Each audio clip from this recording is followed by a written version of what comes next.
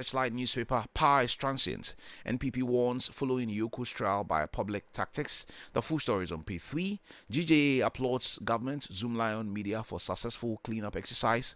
Miracles granted lunatic bail by Yoko. Lawyers lament conditions as impossible to meet. The bill term, I'm told, is about 50 million Ghana cedi. Okay. That's a lot of money if you ask me. But hey, I don't know how they arrived at that figure. France and Spain do battle today to decide fair sport in a World Cup final. That's here.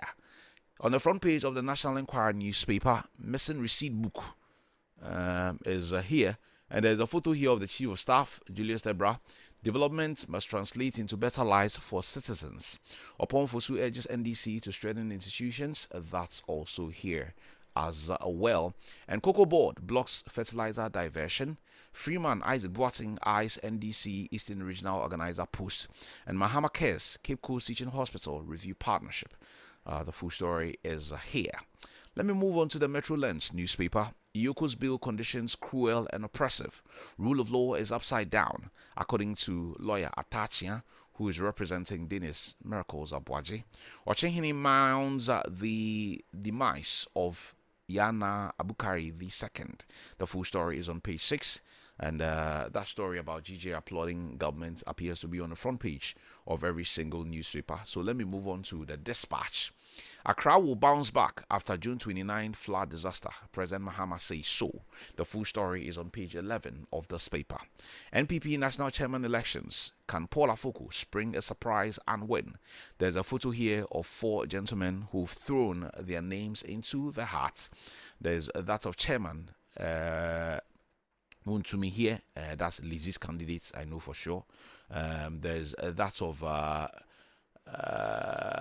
Dr. Jakun here, and then you have John Boadu, and then you have, of course, Paul Afoko. All of these gentlemen going in for the position. Remember, Paul Afoko has been chairman of the party before, but was removed by the party ahead of the elections in 2026. Also on the front page of the Dispatch newspaper, my general superintendent is there. Reverend Stephen Wengam speaks at Guyana Assemblies of God meeting. And serve or step aside. Julius Debra slams executives' arrogance, demands dignity for citizens. That is here. Let me do a few more before we get into the stories and go to the Overseer newspaper. MPP General Secretary accuses Yoko of public trial over Miracles Aboagye arrest. And Ghana nears completion of external debt restructuring after Saderia exchange. The full story is on page 2. Honorable Felicia Ejay meets Libyan authorities to address plight of Guinean irregular migrants. Hey, they still going. Okay. On the front page of the Daily Post, beyond funding, Ghana Medical Trust Fund reviews Cape Coast Teaching Hospital partnership to deliver better care. Miracles Aboagye arrested over alleged misappropriation and 5 other charges. The business analyst is reporting on the front page, Miracles under 55 million probe, according to Iyoko, and Iyoko accused of unlawfully detaining Hanan's property. The stories are there. Let's get to the Business and Financial Times newspaper. Free fertilizer returns as Cocoa Board resets farmer supports. Global mining engineering firm expands footprints through local partner. And breakthrough, there's a screaming banner headline here. Government takes final steps in external debt restructuring. That's also here. So these are the stories on the front pages of the newspapers. Let me quickly get to the Class FM online portal here as well. There are stories in the world of news, business, sports, politics, and more. But the big stories in there has to do with Miracles and the passing of the Yana and the bill terms of Miracles in here as well. Lots of the stories in here concerning Miracles, and the communication from Iyoko there. But there are also other news stories. 49% youth unemployment in Accra is a national security threat, according to Sylvester Tete, who is gunning to be General Secretary for the NPP. There are a lot of stories on Stephen here.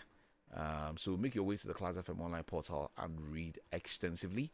There are stories in the world of showbiz, and there are also stories in the world of sports. So go there and familiarize yourself. with all of these stories. Okay, let's get into the stories in the newspapers now, And so, shall Kwame, we? let's start with Miracles Aboagye. Okay. Yesterday I told you that Iyoko would release a statement to explain the We were reason. hoping, and they No, did. no, me, I knew they'll release a statement because of how people are talking about it. And definitely, when such issues happen, they always release a statement to explain the reason why the person has been picked up and stuff. So I want us to go into details, even though the statement came that was yesterday in the afternoon. Let's read what the Iyoko was saying and the reason for the arrest of Dennis Miracles Aboagye. So for the press release, immediate release, press statement, arrest of Dennis Aboagye, aka Miracles, and Gerald Appiah in respect of 55 million Ghana cedis investigations into the Interministerial Coordinating Committee on Decentralization. So dated July 13, 2026, Accra. The Economic and Organized Crime Office wishes to inform the general public that it has arrested Mr. Dennis Aboagye, former executive secretary of the Interministerial Coordinating Committee on Decentralization, in connection with ongoing investigations into alleged financial and procurement related irregularities at the Secretariat. The arrest follows extensive investigations commenced by Yoko after receiving a petition from the current executive secretary requesting further investigations into a forensic audit conducted into the affairs of the Secretariat, covering the period from August 1, 2022 to February 2, 2025. The investigations, which commenced last year following an initial forensic audit of the Interministerial Coordinating Committee on Decentralization, and the subsequent petition, concerns the suspected misappropriation, misapplication, diversion, and theft of public funds amounting to about 55 million Ghana cedis. The former executive secretary of the Interministerial and Coordinating Committee on Decentralization, Mr. Dennis Aboagye, aka Miracles, the former accountant of the Interministerial Committee, Mr. Gerald Appiah, and others are under investigation. Suspected offenses including conspiracy to steal and stealing, using public office for profit, causing financial loss to the state, dissipation of public funds, defrauding by false pretenses, money laundering. Other suspected offenses, that 7. Iyoko notes that Gerald has voluntarily begun refunding, returning the loot of the funds connected to the crime under investigation. These recoveries do not and by themselves conclude the investigative process, neither does it absolve any suspect of any crime. Following significant new findings last week relating to the suspected fraud and thefts involving Dennis Aboagye, who is already aware of the investigation and has already visited the office on it, Iyoko initiated an operational plan to effect its arrest this week. As part of the process, Mr. Aboagye was placed on the stop order a week ago to prevent any sudden travel that could impede the investigation this week. Unknown to the office, he had already departed the country. Upon his arrival at the Kotoka International Airport on Saturday night, officers of the Ghana Immigration Service executed the stop order and handed Mr. Aboagye over to Iyoko on Sunday morning.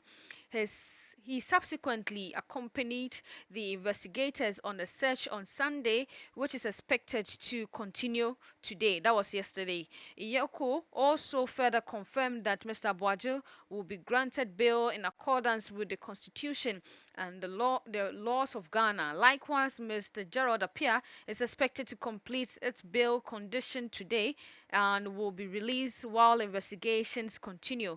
Iyoko remained committed to conducting its investigations professionally, impartially, and strictly within the law. The office will continue to respect the constitutional right of all persons under investigations while pursuing its mandate to investigate economic and organized crime and recover public assets. The public is assured that further updates will be provided as and when appropriate. So that is a statement from Iyoko yesterday. Uh, so we leave it there. And yesterday he was granted 50 million. bail with 3 sureties and 2 supposed to be justified, and his lawyers and some of the MPP members who were there saying that it's outrageous and they won't be able to meet that bail condition. So he's still in custody until those bail terms are met. Dennis is still here with Iyoko. Okay. This morning we're going to be discussing that on the program. And once Yuko has come out with the charges and the story that they released through, the PR yesterday, the press release yesterday, maybe for me, I have no comments on the matter. I'll leave it to the authorities to manage that. But of course, I get the fact that people would have their own views, people would have their own thoughts. So you can share them with us. Normally, for some of these things, as of yesterday, one of the reasons why I believe that people had concerns was the fact that Iyoko was not telling us anything. Now, based on what they have told us, you would still want the law to take its course, especially with the 6 pointers that they released concerning this one.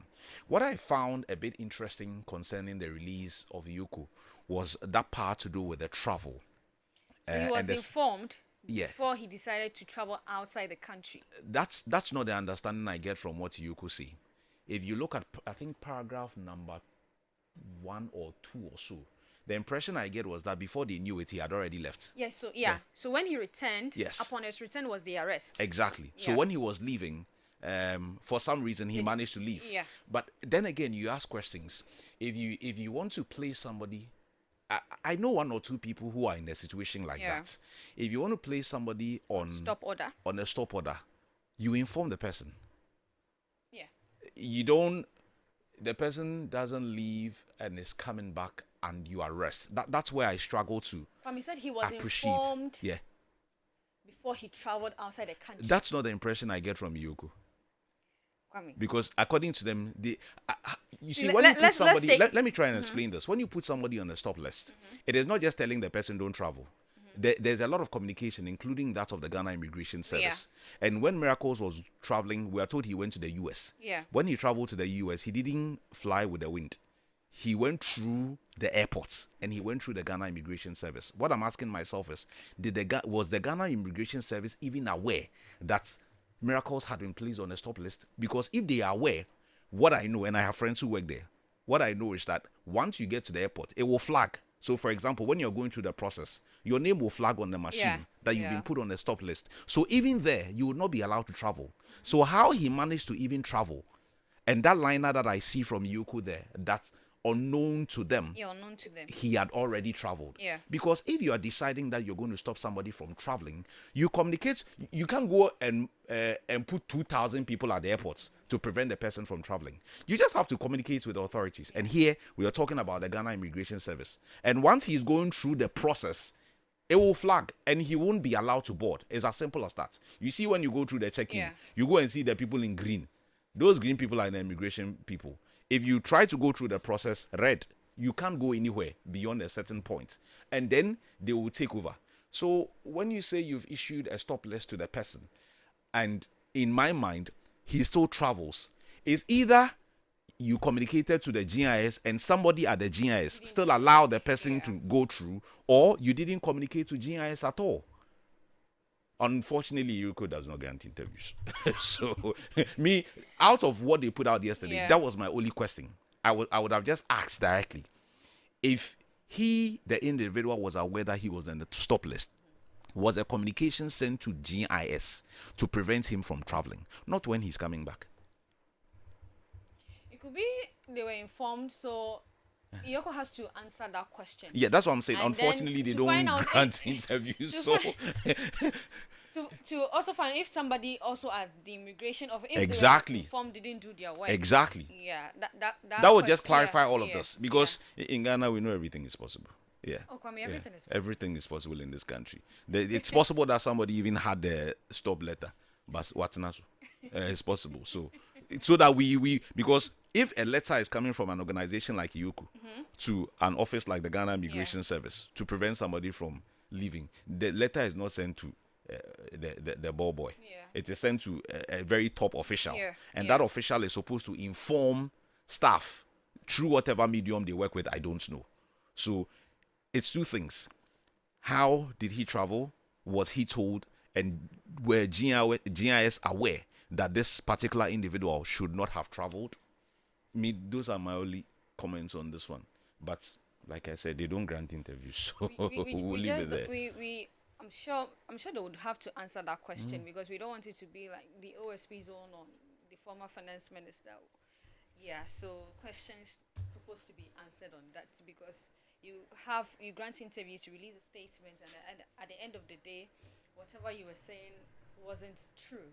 So I'm sure in due course, sometimes they do grant interviews, they do release statements as they did yesterday. So I'm sure those questions would be answered going forward. Yeah. I don't know if there's someone who even speaks on behalf of the organization.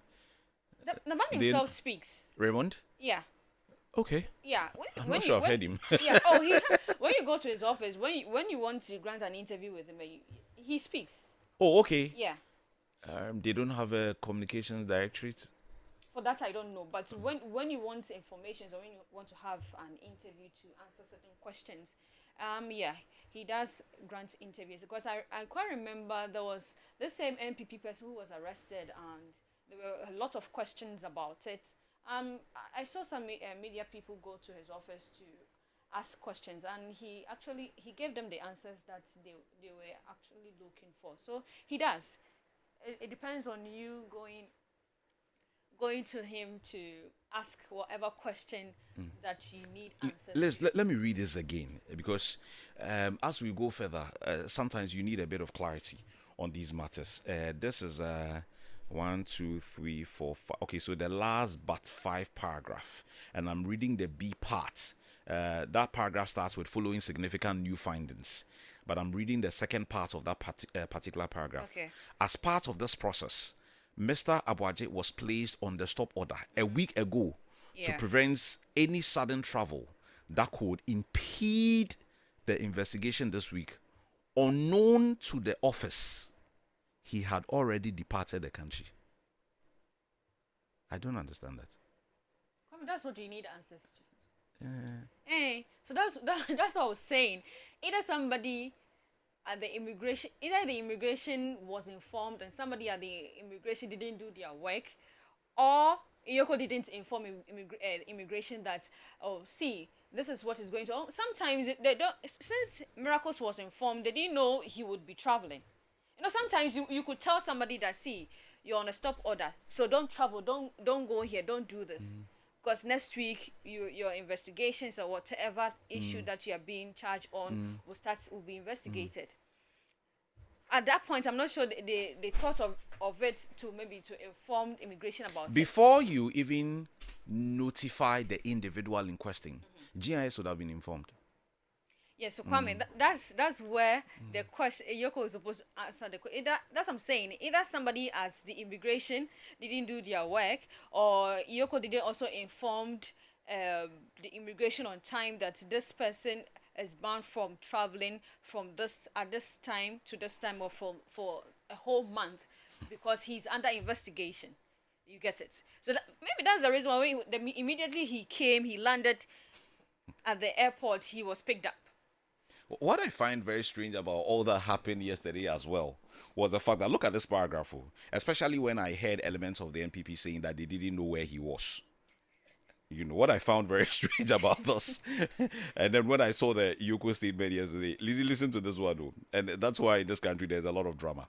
Upon his arrival at the Kotoka International Airport on Sunday night, listen to this, officers of the Ghana Immigration Service. They stated Saturday night. Oh, okay. Oh, Saturday night, sorry. Yeah. I said Sunday. So upon his arrival at the Kotoka International... did they still say Kotoka? I thought it was Accra. It's Accra International Airport, but they still refer to it as Kotoka. International. The name has been changed. So it's Accra International Airport. Please, whoever wrote this at Yoko, it is Accra International Airport. Okay. Officers... Listen to this one. Officers of the Ghana Immigration Service executed a stop order and handed Mr. Aboagye over to Iyoko on Sunday morning. He subsequently accompanied investigators on a search on Sunday, which is expected to continue today. That was yesterday. So, Monday. how is it that people were saying they couldn't find him? I think they made that statement not because they didn't know where he was, like the location, but the fact that he was denied access to his lawyer and then the party. Because what the information that came out was that when he was arrested, the Iyoko did not allow the lawyer to, Aboagye's lawyer to have access to him.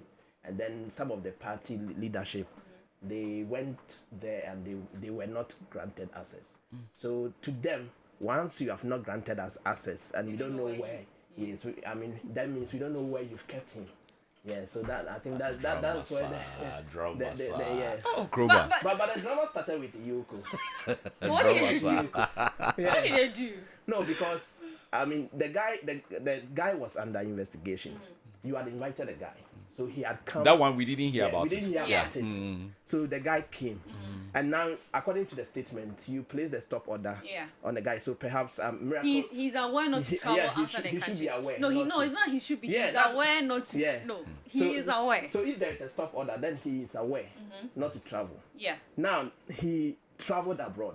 So within the space on the blind side of you. Yeah, within the space of going out of the country, who was checking to make sure that he wouldn't travel?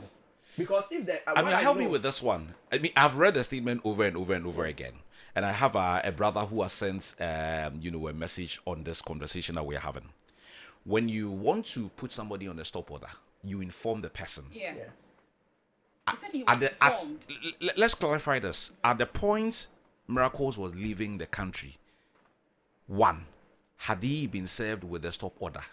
Two, had the Ghana Immigration Office Service been told that so and so gentleman stop him from leaving this country? Kwame, with Miracles, he was informed before he left the country. Before he left Can we say that for a fact? Yes, that's what, according to the statement, he was informed that within this week they are going to conduct a search. You are going to be investigated, and your house is going to. You are supposed to report to answer questions to what you are being accused of, what you're being charged of. So he is aware. Yeah, but the question here again, can we say that for a fact? The issue. So the issue right now is between the immigration and Iyoko. It's one thing communicating it to the person, and another thing putting it on paper. Like you have been served the stop order. Because if I come and you tell me that I have a stop order, I can take it as a passing comment, something that you made. And it's not even just that. The stop order would have to be put in writing, like you said, and the dates for which I can't go anywhere would also have to be stated there. So we must see the stop order.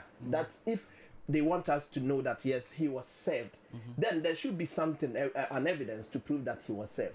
And like you said, the Ghana Immigration Service would have known. Because they would have been notified in writing, because not a text message. Yeah, I remember this lady, Queen Emma of the Daddy Lumba fame, when they were insulting and throwing tantrums about. The woman was abroad. She is based in Germany, but she had I don't know what had the technical name for it, maybe a stop order or something. But she was in the system that anytime that she would arrive at the airport, they would flag her. So as soon as she arrived at the airport, they arrested her because the system had already picked her.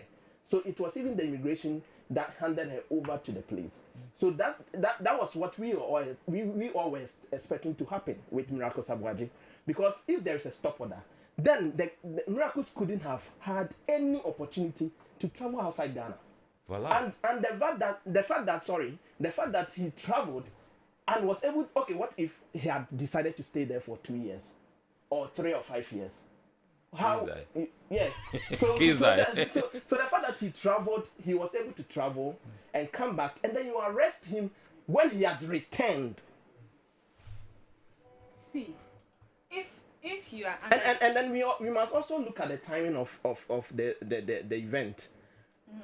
He had, remember, on Sunday we saw his videos flying about. So no, he was picked up on Saturday. Yes. By immigration. Yes. And Iyoko went for him on Sunday morning. And the arrest and stories came out in the afternoon of Sunday into the evening. Yes. So you should also look at the timing of it. You know, Iyoko is an intelligence agency. They might have picked some intelligence about the guy's movement, what he wanted to do, his political agenda and all that.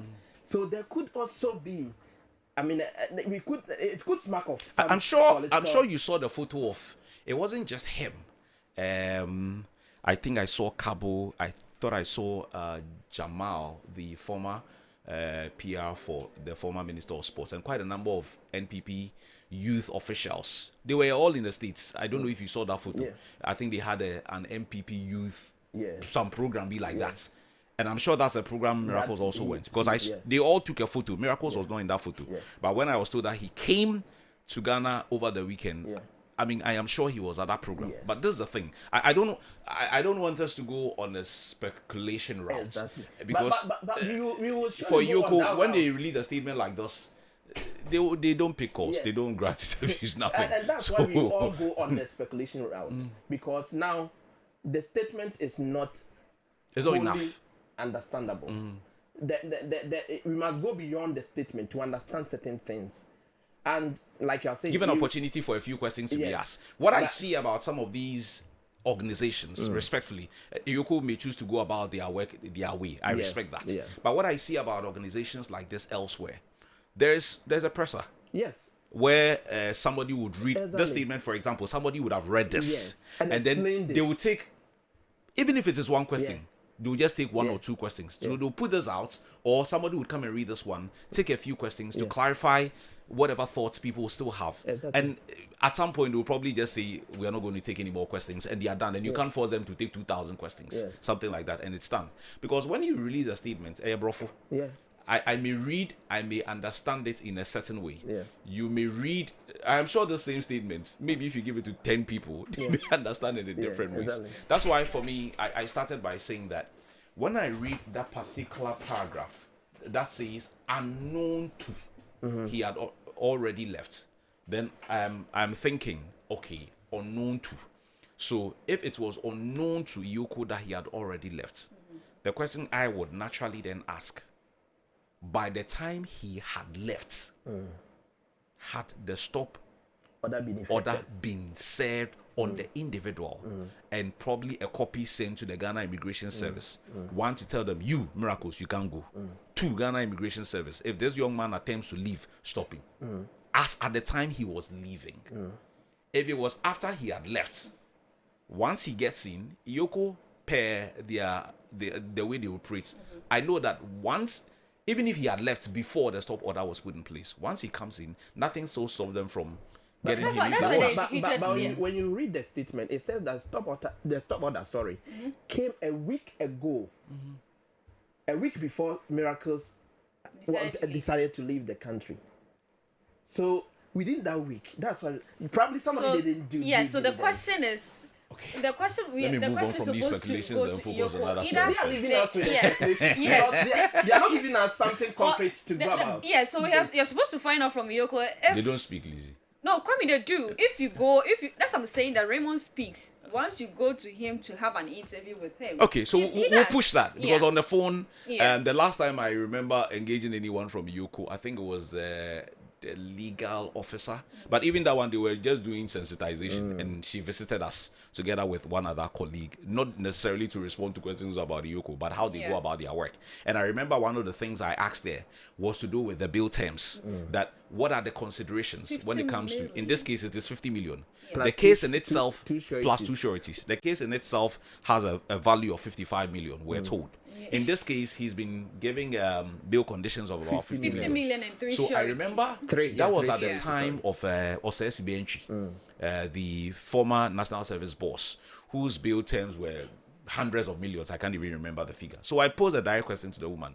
What is the basis for which you would say that because of persons A's case or persons B's case? And she ran through a whole lot of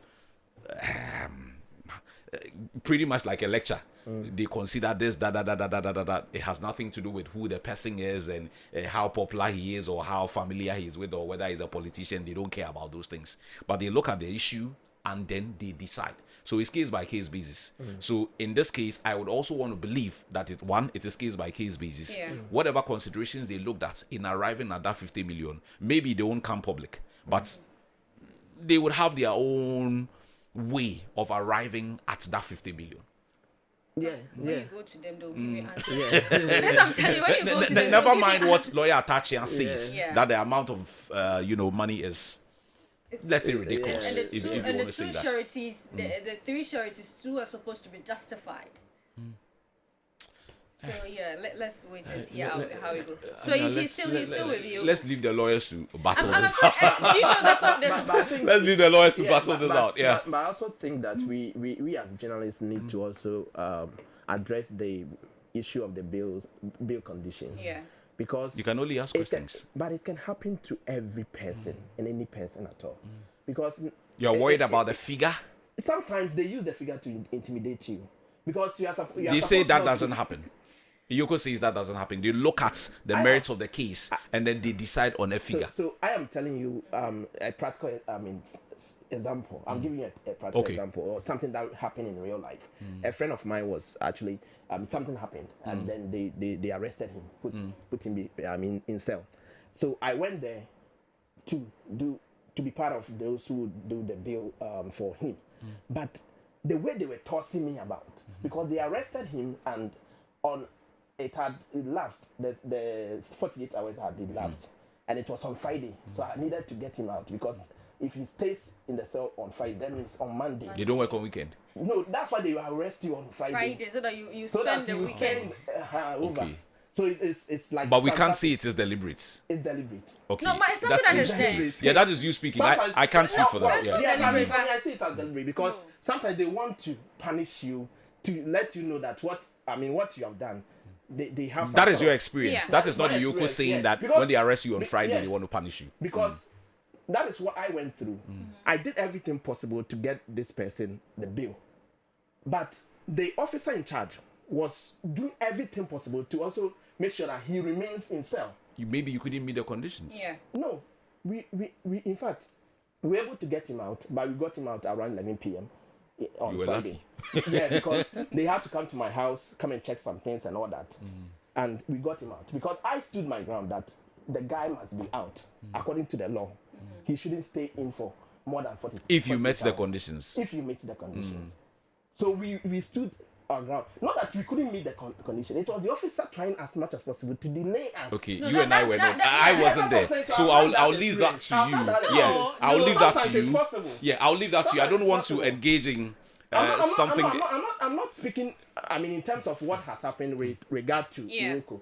I mean, I'm not even saying their 50 million bill condition might be a punishment or any other thing. But I'm just saying that sometimes we need to also consider that because we could all fall victim of these things. Not the fact that somebody has been there is an allegation doesn't mean the person has committed a crime. Of course. Yeah. Yeah. So we could all fall victim, and That will be decided by a Yeah. competent But court of the jurisdiction, other so. person is, according to Yoko, is paying the money. yeah, and That was an interesting Yeah. twist to that story. Yeah, Yeah. so it means- an interview by Sami Elku who said that the guy has paid, I mean, like a large part of it, and he's left it. So he's he said admitted that- he's taking the money. Yeah. Yes, I didn't say steal. Yeah, Yeah. for Sami, the word he used was an error. An Sorry. error. Yeah, mistake.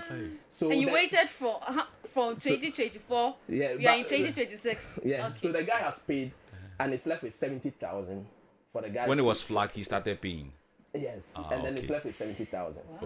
He has paid Yeah. like that. Yeah. I think in At least he didn't chop the money. At least if it wasn't for Dennis, his name wouldn't have been called that. Yes. So, In this country, But Kwame, if you don't do anything about it, they will not do nothing. So, but it's Yeah. good that we have got because some, when I mean, see the money. 55 million Ghana cedi, I'm just thinking, what could have gone into it? So if I look at, for example, the pointers for which these two individuals or Mr. Miracles is being charged, I see. Okay, I can read clearly from here, so let me read from my phone. Conspiracy to steal and stealing. Yeah. Using public office for profits, causing financial loss to the state, dissipation of public funds, defrauding by false pretense, money laundering, and 7 other suspected offenses. That one we don't know what they Yeah. are. So, and we are told that it's something worth up to about 55 million Ghana cedi. Yeah. Then we are also told that the other gentleman involved, his name is Gerald Apia. The accountant. He has been paying. Yeah. Voluntarily. Paying probably means, that he's Refunding it. admitted Yeah. Yeah. that he He has taken the money. take not steal.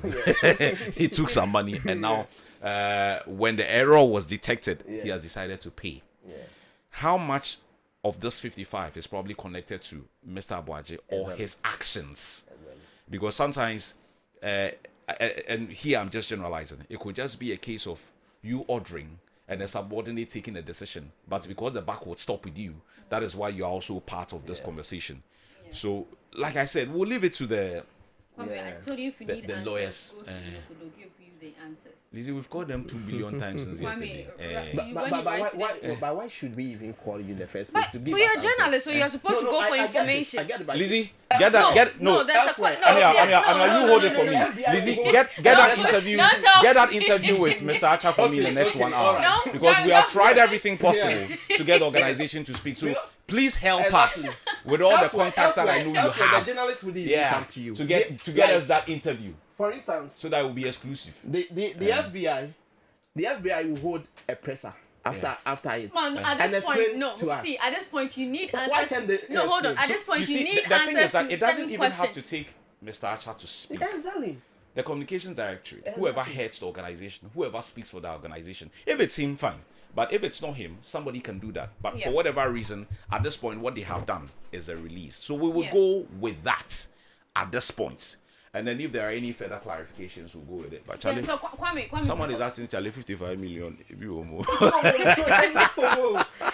and your bail term is 50 million. So that's 5 million short. So that 5 million in there. Oh, God. GM says they should give that 5 million to me, to only me. No, Kwame, and we should also we should address one thing with these political parties when they are going on demonstrations and they are going to picket. This matter. The people that they decide to go for.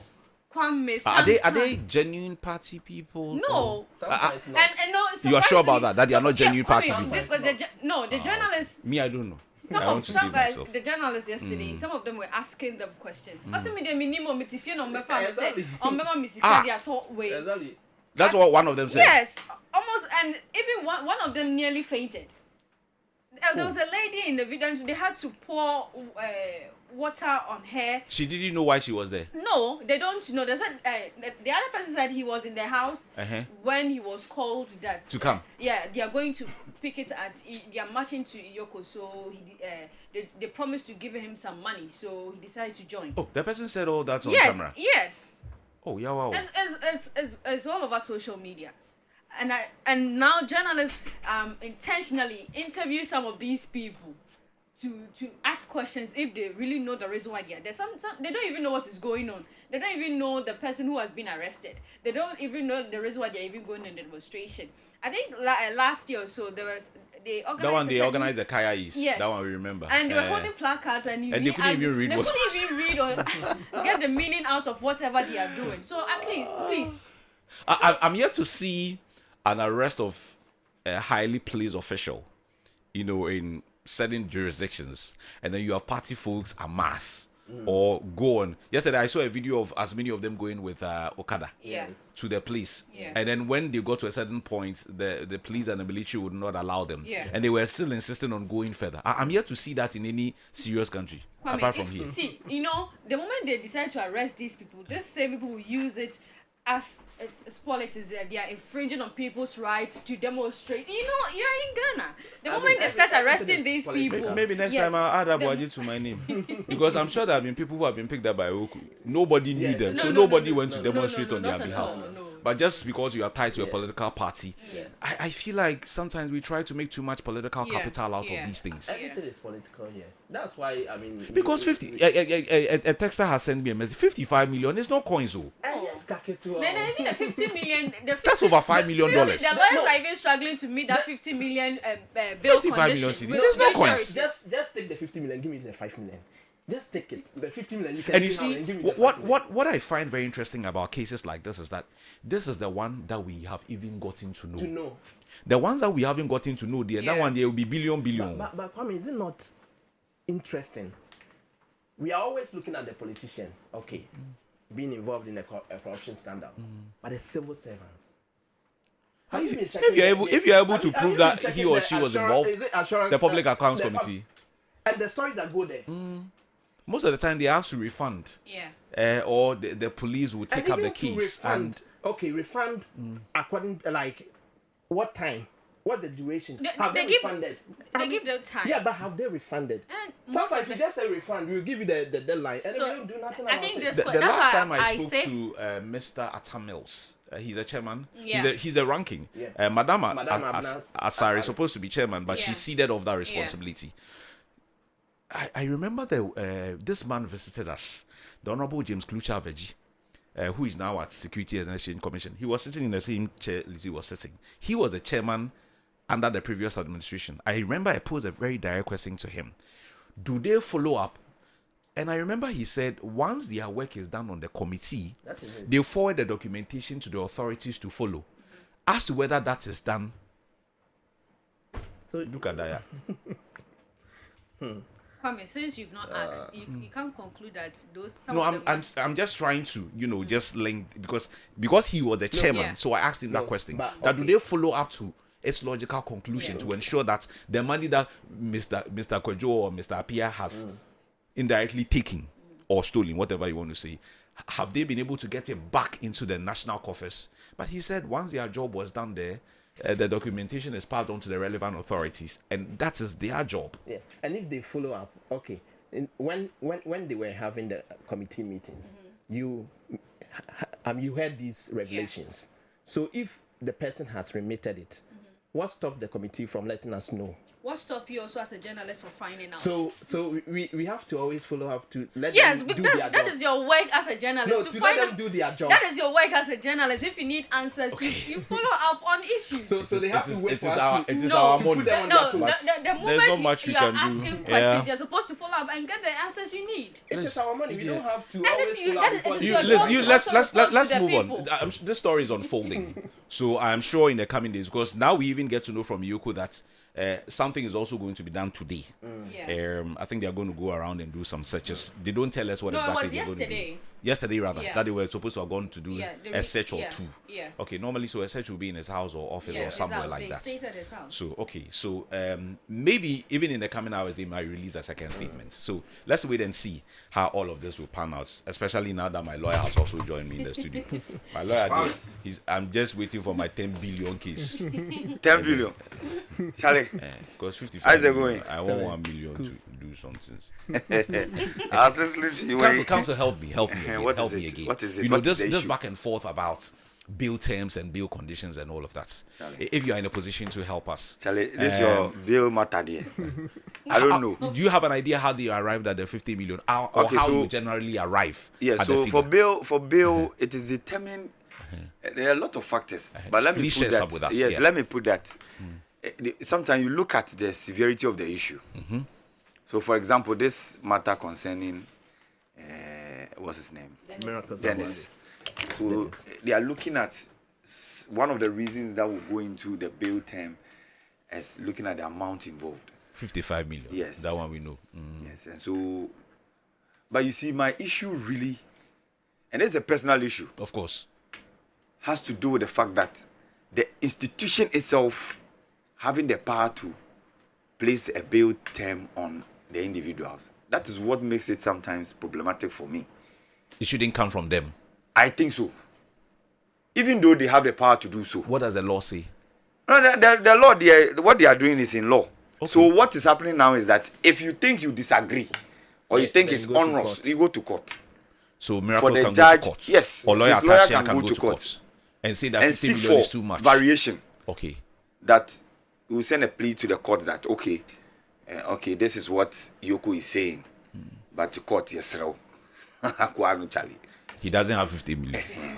And you looking at all other factors, he's not flight risk, he's a public figure. You give cogent reasons as to why you think that they should look at the. But that one, review. can the judge decline Oh again? yes. The judge can say, okay, I also disagree. I agree with the position of Yoko. But something of that sort has happened. I think one of the people, there was a variation. Oh yeah. Yes. Yes. A former NSS, NSA boss. Yes. The figure has been coming down, son. Yeah. I remember Yeah. it was over 600 million or Exactly. something like that. Exactly. Said coming down. Because every time I hear of that case Yes. in the public domain, it looks like the Yes. figure has. Yeah. has come down. Because you see, the essence of bail is the bail should not look as though you are punishing the person. Yeah. It should not appear, or there should not be that sense of thought that, okay, they are turning us because we want to let Punish the him feel the person. heat. We want to Okay. show him something small.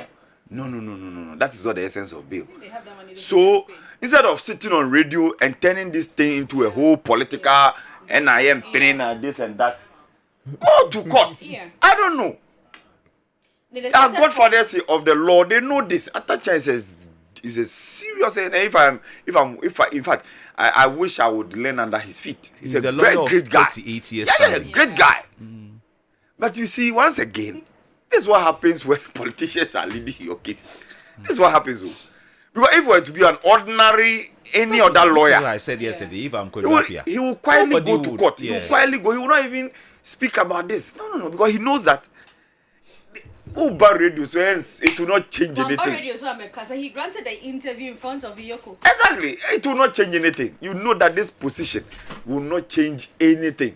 So you just quietly, just as you accept 3 sureties, I can say 2 of them justified. You know. Yeah, So justified. you go to court. Ding. Oh, Mr. Judge, so and so and so and so. Give good you reasons. can get a date as quickly as possible. Quick. Because I thought the judges are not always available. No. This is you go under a certain emergency, so it will be sorted. Maybe you make the application now. The judge will sit. The judge will be allocated and will sit on it. So why are they not doing this? Because they want to play the Yeah. political, emotional thing. What you say? We party people and then keep on with the fire. Which fire?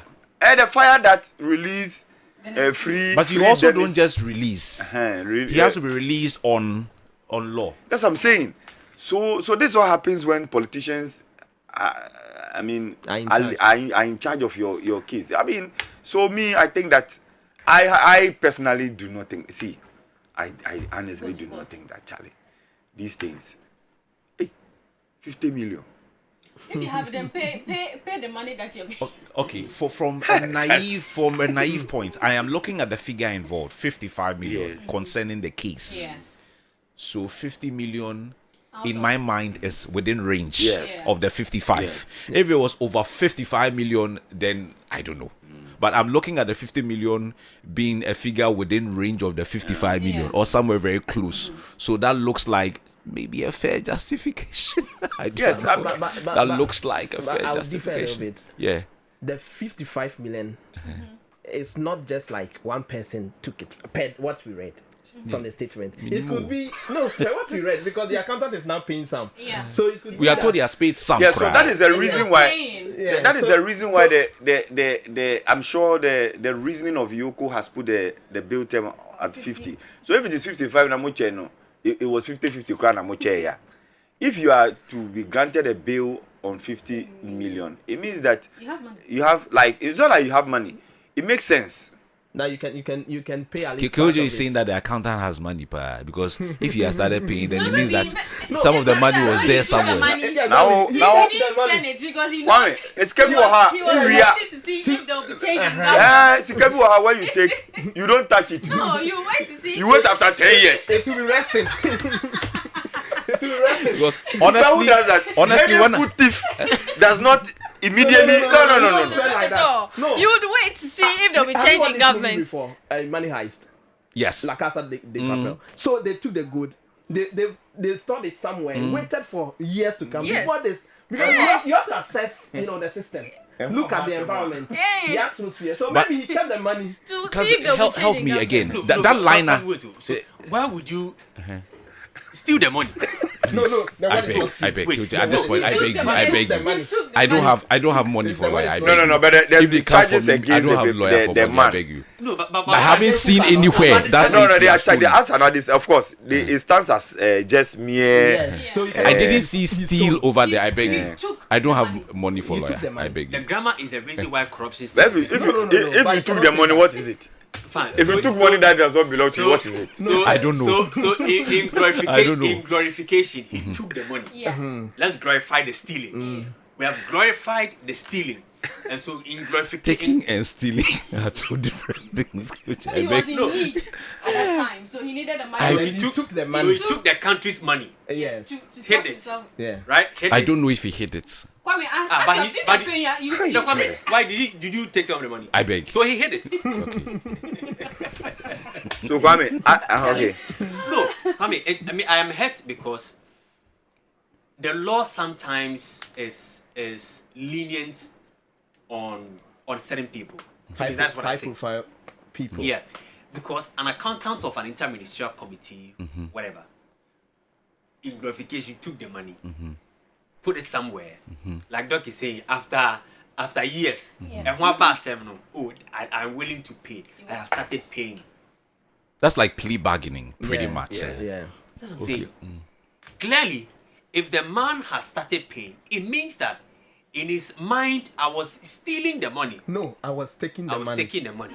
to refund it You in just the near you future. just want to push me there by force. We are Oh, making a brother. conversation very good. Oh, brother. So it means You want to push me I there, was oh, taking the brother. money to refund it in the near future. But I am of the view that the law shouldn't be lenient on some of these instances.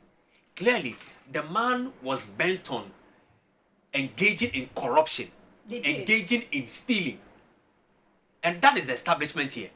And so he would pay until he's done paying, right? Yeah, he's paying. And then he goes scot-free. Is that it? Doc, look No, at the no, statements the in line with what statement KOJ has said. The first statement after point 7. It's just one paragraph, so let me read everything. Iyoko notes that Gerald Appiah, that's the accountant, Yeah. has voluntarily begun, and they have put they have put into brackets retaining the loot, whatever that means, of funds connected to the crimes under investigation. But the second part of the paragraph, that's very interesting to me. These recoveries do not, and by themselves, conclude that investigative processes neither does it absolve any suspect of any crime. So the fact that he's paying doesn't mean case die. Yeah. No, You will of pay, but course. still. Of course. Yeah. Of course. So now I mean the Yoko. So I mean naturally, I'm sure some of the what do you call it? The charges may be looked into Yeah. after he settles done himself. paying. Yes, maybe instead of charging him with stealing, maybe some milder offense Yeah. will come for him, What's now so that is- it will reduce the sentence. Yeah. So Possibly one if it's last already one. So let's say the bill is 50 million. So we have to raise 50 million and go and put it somewhere. Yes. That's how it works. Yes, So so that if you run away, okay, then we'll take the your money. sureties would pay. But if we conclude the matter, then the money will be given back to whoever contributed Exactly, the 50 million. Exactly. Okay, so that was a question that was being asked by Tony Wolanyo in Lashibi. So Tony, I'm sure you are satisfied with the answer. It's not like the money will just sit there forever. Once the case gets to its logical conclusion, the money will be retained. Yes, Yes. if he's innocent at the end of the day, They'll the get money is back. here. So now we are waiting for which party members would give out that kind of money, and then that's the issue now. Which party member would come out to say that I'm giving 50 million which loved one? or the 3 sureties that they are asking for if you put your house, your car. He has a lot of friends to And he has No, loved if they ones, do, loved I'm ones. not sure they'll be complaining. So they should go and negotiate the figure, like Doc No, said. no, Go you to see, court you- and negotiate you the see- figure. Yeah. The fact that you have the money. Doesn't Or they mean it means you taking it. when you also bring that money, they'll start investigating you. And you know Where this did you is, get that money from? Doc, help me with this one. This is something that someone told me about supporting someone's bill conditions. So it's not like, for example, now that the state wants, let's say, 50 million, because Yoko is a state agency. When you take the 50 million, that's the end. You, the person cried that brought the 50 Yeah. million. We'll be investigating. Yeah, of Where did you course. get that I mean, it makes 50 million sense. How you got- But no, to me, I don't think. So can you imagine if I got No, it the 50 doesn't come like that. It doesn't come like that. It doesn't But come like you that. can You be, you can be a candidate for Then if some. that is so. So Where if did I you get bring the that money 50 from? million No, and I can be a candidate for investigation. Yes. No. Ma- If, I don't think that, Mema. I don't think that is just justifiable, because if that is so, then what about the lawyers who are defending these people? Then we should also think is that your they are work. okay. No, that is your word. You're Exactly. supposed So- to defend. so if But I the have person money, bringing that kind of money. If you are my friend No, you and you have see- been charged and I'm coming to bail you, it doesn't mean that I The am. kind of I have because any you see, connection with what it, you are. it's in line with the kind of Figures involved. Yeah. no, it's not the figures, but the people involved. This whole thing is a political that is is a the thing. That is political what makes it case. interesting. It's a political case, and so The moment you bring it, anybody that show face Exactly. to come will and be investigated. stand surety, You're already being unless investigated. you are somebody.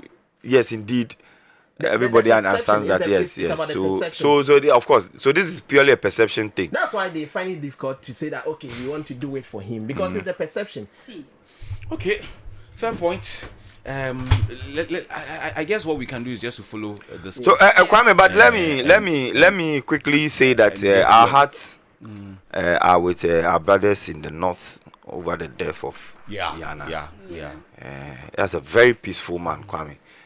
Recently, when there was this shooting incident involving some people who are alleged to have come from or were around him, he quickly handed over those people to the state agency to deal with them.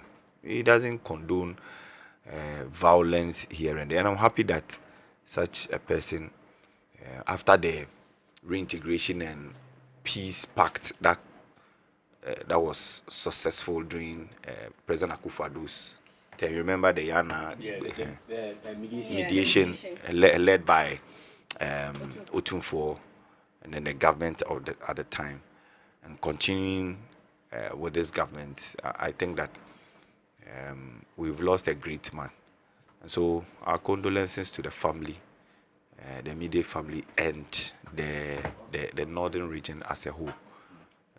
They said they buried him the same day or so, yeah. and now they have a regent Yeah. who is supposed to take care of the what do you call? I mean, the Gbewa, the chieftains in the traditional council until a new chief is enskinned.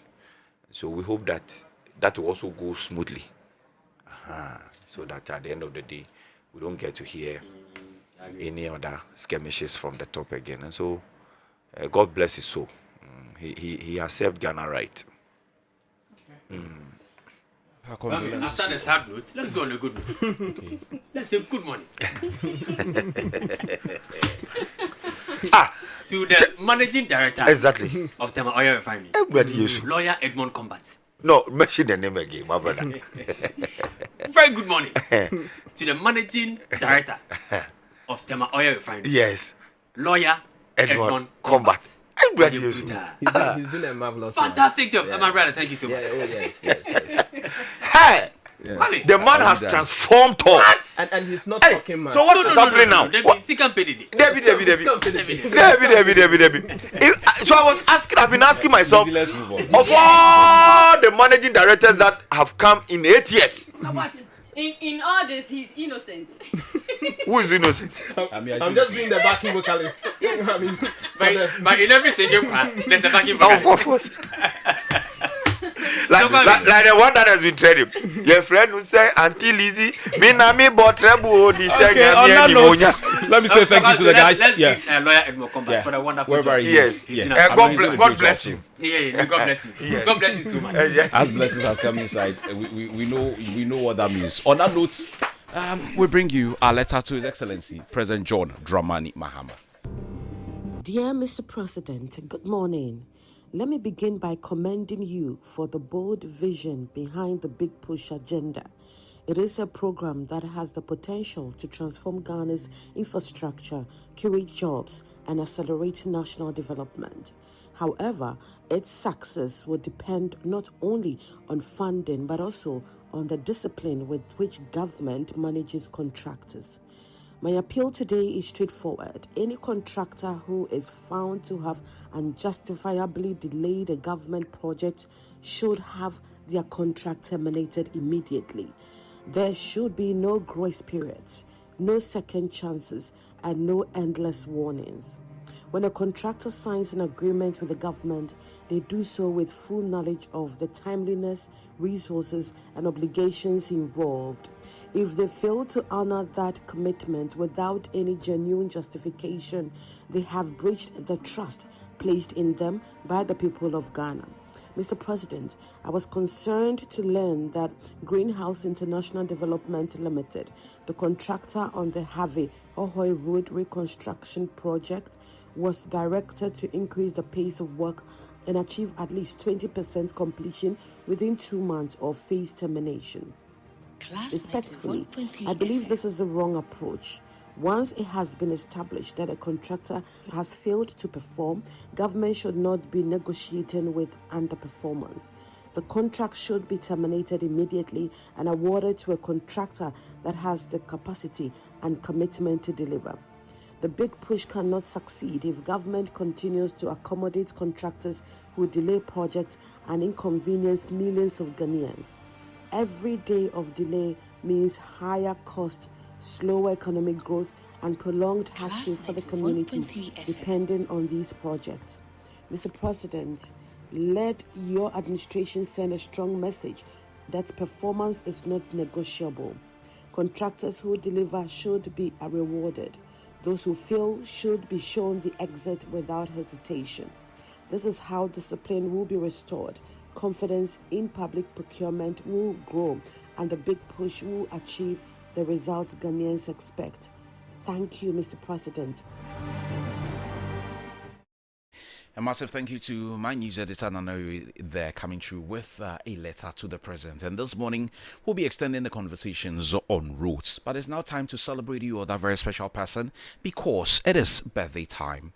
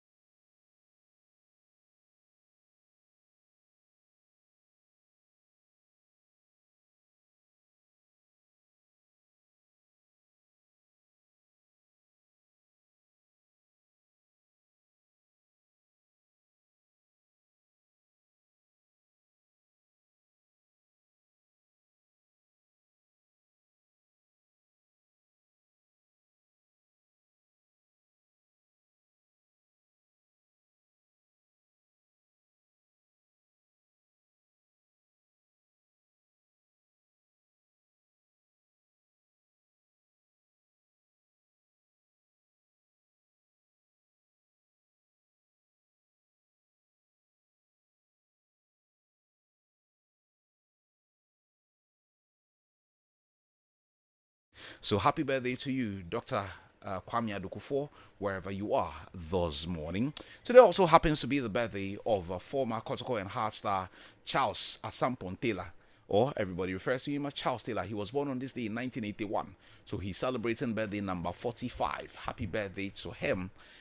Ever former Vice President was alive, Ko in Kensenaka, he would have been celebrating birthday number 101 today. Sadly, he passed on over 20 years ago. He was born on this day in 1927. And then we also have Mr. James Klucha-Vergy. Incidentally, this morning we mentioned him on this platform. He's now the SEC boss, Securities and Exchange Commission. He's celebrating birthday number 62 today. He was born on this day in 1964. So Chief, this morning we'll come and celebrate with you. Happy birthday to you on this day. Let me also take the opportunity to celebrate some very special people who were born on this day. This one says, please say happy birthday to my son. Is it Vidal Ni Ama Ai of Usu? You say he's 22 years today. And Ni from Mamprobi, you send this one. So from Ni to Ni, Ni in Mamprobi, you say this one is for your son, Vidal Ni Ama So happy birthday to the 22-year-old, the celebrants, who was born on this day. Let me also take the opportunity to celebrate a number of friends who were born on this day. To you, my brother Kwesi Appiah, today is your birthday. Happy birthday to you. Madam Rita Ochery, you're also celebrating 365. I say happy birthday to you. Mr. Pakwesi Imbir, today is your birthday. Happy birthday to you. And Madam Joy Abi Ofori, you're also celebrating your birthday this day. I say happy, happy, happy birthday to you as well.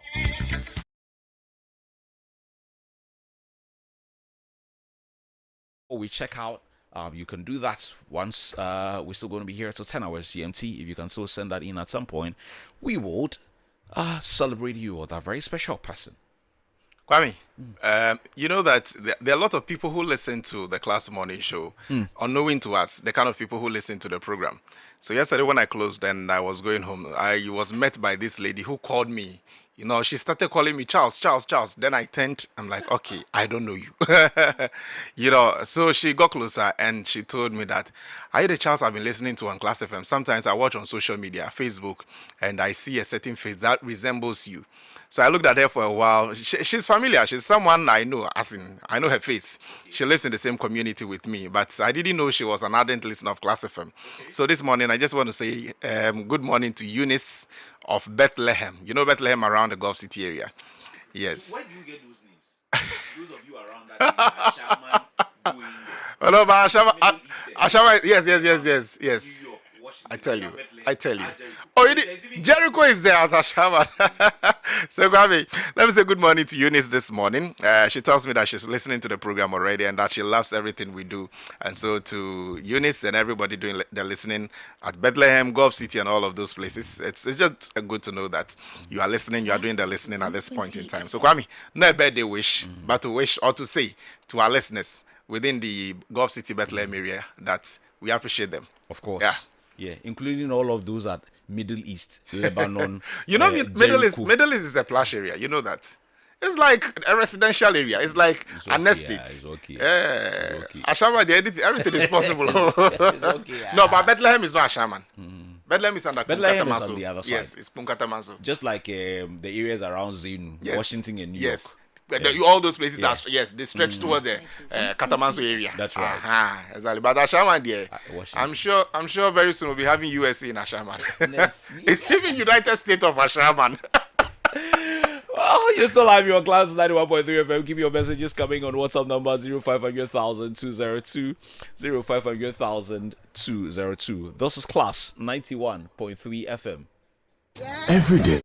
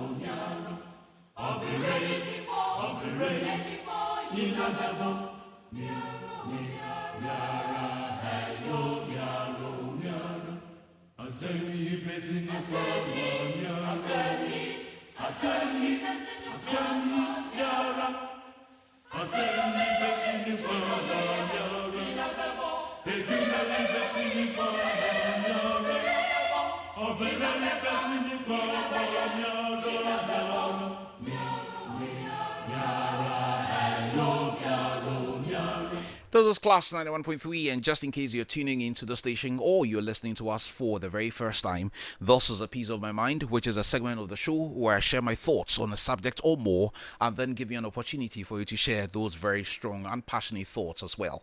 You can reach us via multiple ways. Our WhatsApp number remains the same throughout the program: 0500,000 202, 0500,000 202. Or you can reach us on our socials. We're streaming live on Facebook. Look out for us, Class 913.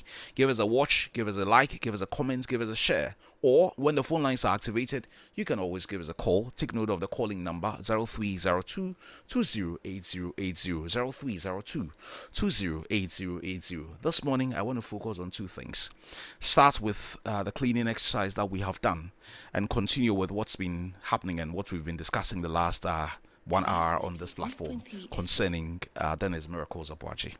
Let me start with the cleaning. We did a cleaning on Friday, extended it into Saturday. On Sunday, I had the opportunity to move around quite a number of places on some private stuff. I saw quite a heap of garbage on a number of stretches where I used. Yesterday on my way home, I decided to go through some of these communities again. And sadly, the heaps of garbage were still there. I thought what I remembered listening to the Greater Accra Regional Minister was that plans had been put in place for all of these garbage that will be, taking out of the gutters or anywhere within our communities. Plans were far advanced to ensure that the trucks were going to be made available on Friday. And even if the trucks are not going to be made available, we're going to be having little trucks that will take them to certain stations for onwards transmission to some of these dam sites, landfill sites, whatever you call them. So how is it that we do cleaning on Friday, we do cleaning on Saturday, and 48 hours later, you were still driving around so many communities in Accra, and the heaps of garbage were still by the roadside? How? Maybe, just maybe, we are forgetting that we are still very much in the rainy season. The rains are not stopping now. If we're still going by the threshold of the northeast trade winds and the southwest monsoon winds, then we're going to be having rains all the way to October. Of course, climate change has changed a lot of things. But in primary school or in basic school, that's what we thought. We have the dry season being between November and March, and then we have the wet season being April and October. And we are very much in July. What that means is that the rains have not stopped. The rains are still going to come. Yesterday, it rained in my neighborhood at dawn before I left home. It may not be intense, but what that simply means is that when we have the rains 1 or 2 days, with the garbage still very much by the roadside, it would collect into the gutter again. And it would have been a cost 90 job. It would be completely cost 90. We decided that we want to desilt our gutters. We decided that we want to do away with the filth. We decided that we want to do away with public health challenges. There was a reason why last week, Wednesday, anyone who listens to this platform would recall that we brought in Professor Victor Uto to teach us a thing or two about public health, safety, and all of those things ahead of the cleaning on Friday and Saturday. So that when we are done with the cleaning, we would know that it would not be proper to have the garbage literally sitting with us in the community. Literally sitting with us. Because these streets are places you and I pass. We walk past. All of these mosquitoes are going to be feasting on them. They are going to be making their way to their homes, to our homes. They will be biting us, and they will contract the malaria, will contract the diarrhea, the dysentery, and all that it comes with. Yet we have kept them there. Sometimes, because if it was done on Friday, it means that 72 hours later, it is still there. If it was done on Saturday, it means that 48 hours later, it is still there. This morning on my way to work, I passed by some communities, and they were still there. Yesterday, I was listening to my brother Bubi on the political show on Accra FM, and he even went as far as calling for the sack of some of these MCs. Because you can't have garbage collecting in your neighborhood for 72 hours or 48 hours, and you are still sitting in your air-conditioned office doing what? He named a long list of MCs that the president should be sacking, and added the Greater Accra Regional Minister, and added the Minister of Local Government, because the buck stops with him. The MMDCs, they do not report to the minister. They were not employed by the minister. The local government minister supervises all of their work, all 261 of them. The Greater Accra Regional Minister is only directly responsible for those in the Greater Accra region, not beyond the Greater Accra region. But for those who are even here, how many times have we not had the conversation with the Greater Accra Regional Minister where he said she was going to call them to order? In fact, in an interview she granted last week, she even went ahead to say she will sack them. Never mind the fact that she doesn't have the power to sack them anyway. But she said that on camera. She didn't say that in a room. She said that on camera. And we have gone through this exercise to desilt our gutters, and 72 hours later, it is still there. Sometimes I feel like leadership is too nice. Leadership is really being nice. And maybe, just maybe, that is the Achilles heel of President Mahama. Maybe, just maybe, he is too nice. Because elsewhere, people will be sacked by now. Common sanitation, so you can't manage it within your space. You want the president to come and clean or collect the garbage? How does that work? You want the president to come and clean and collect the garbage from where you serve as the MC and do all the deals that you do. Yesterday, someone sent in a very brilliant information to that same show about how Sweden has been able to take advantage of garbage and literally transformed it into gold. Of course, not gold as in gold, but as in making a lot of money out of it. Because what they have done is that they have put up recycling plants all over the country. So they collect and it doesn't sit anywhere. They don't go and put it at the dump site or look for land and call it a landfill site and put it there. That is what you see in a developing environment. That is what you see. So they go and put all of this garbage there and turn it around into all kinds of things, including clothing that is used for you and me. We just collect the garbage and we go and put it in a landfill site. We have collected the garbage. Somebody should come and collect it too. That one too is a problem. I know Zoom Lion has a facility around our Jingano area there where they are teaching a lot of university graduate staff about waste management and all of that. Are we just collecting the waste and not turning it into anything? At least I know they have the Accra compost plant. And I am told that one or two private organizations also have a thing or two.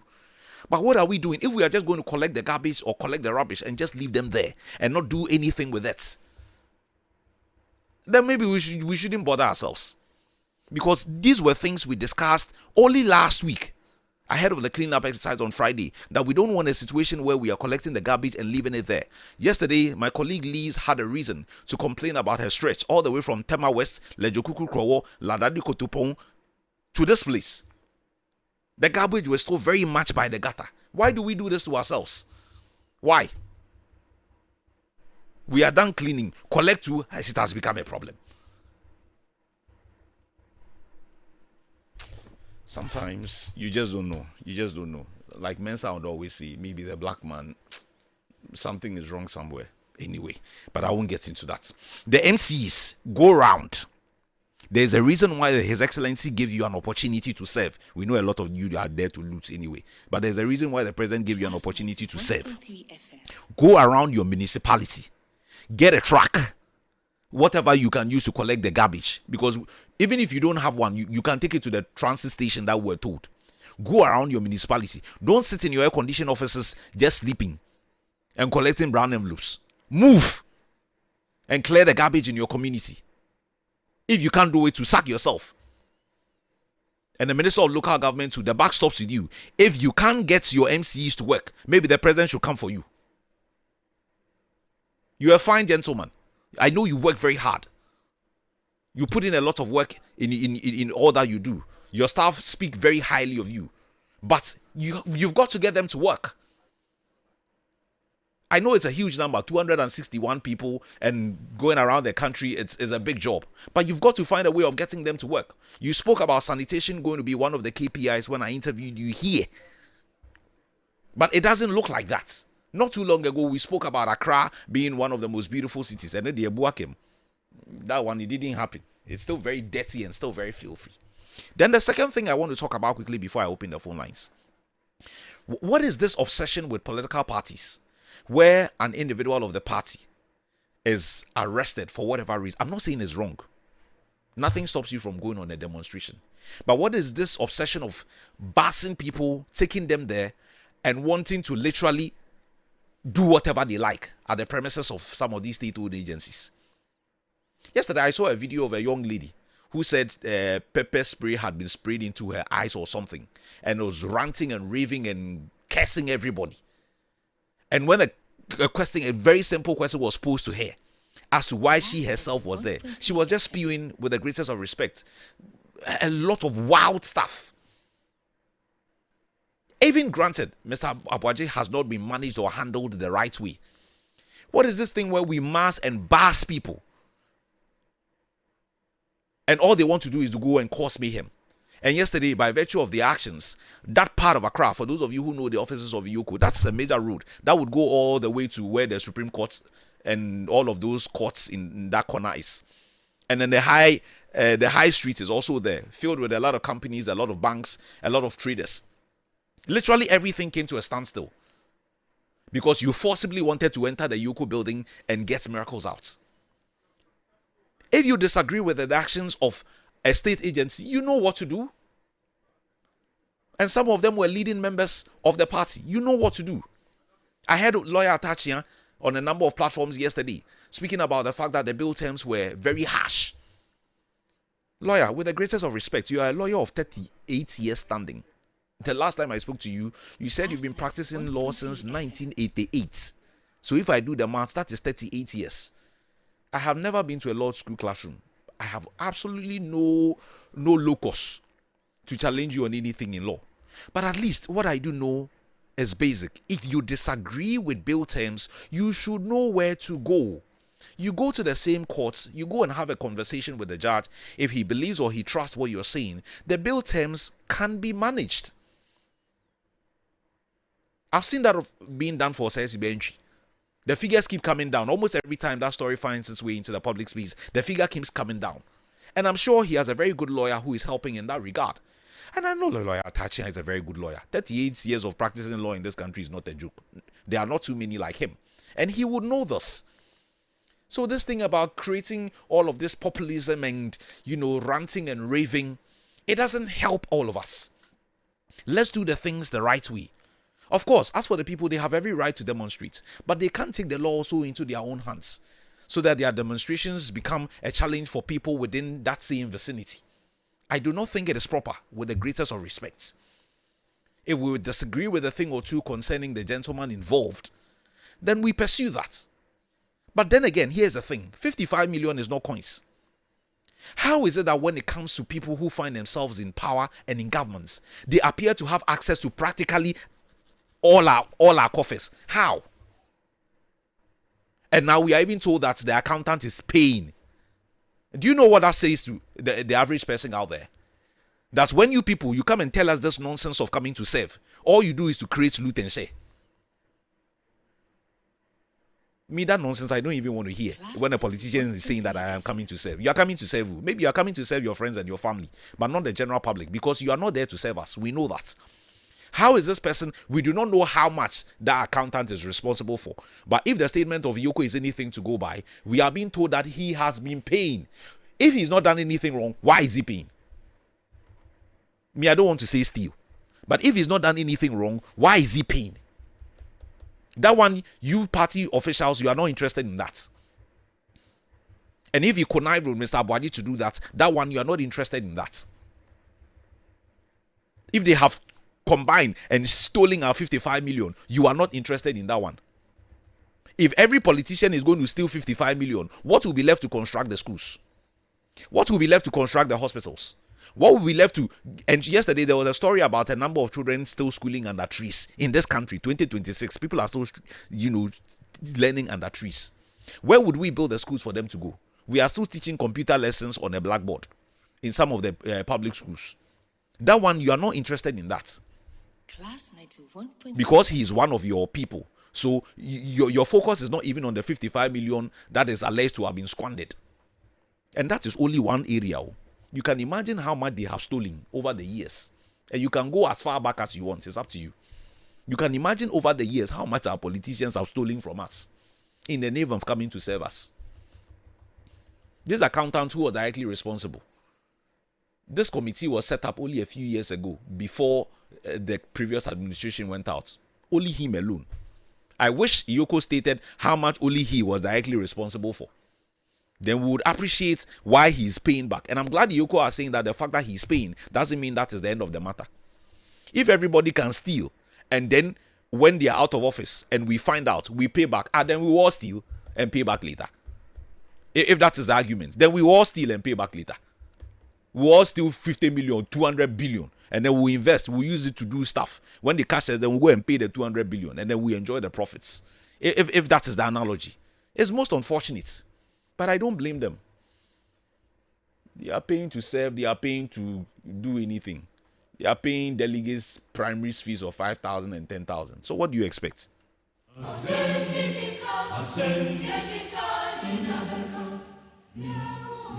The phone lines have been activated. Give me a call and share your thoughts with me. And when you call, try to make it snappy so that others can get in before we start our in-studio conversations. 0302 208080. 0302 208080. Give me a call. Hello, good morning. Good morning, my friend. How are you doing? I'm doing well, Eben. Go ahead. 7 is 7. There are no other definition of serving. So even if you serve a political party, they have served. And please, technocrats are even more corrupt. One, they take your time and address that issue too. They are more corrupt than even the politicians. But our focus is every time politicians.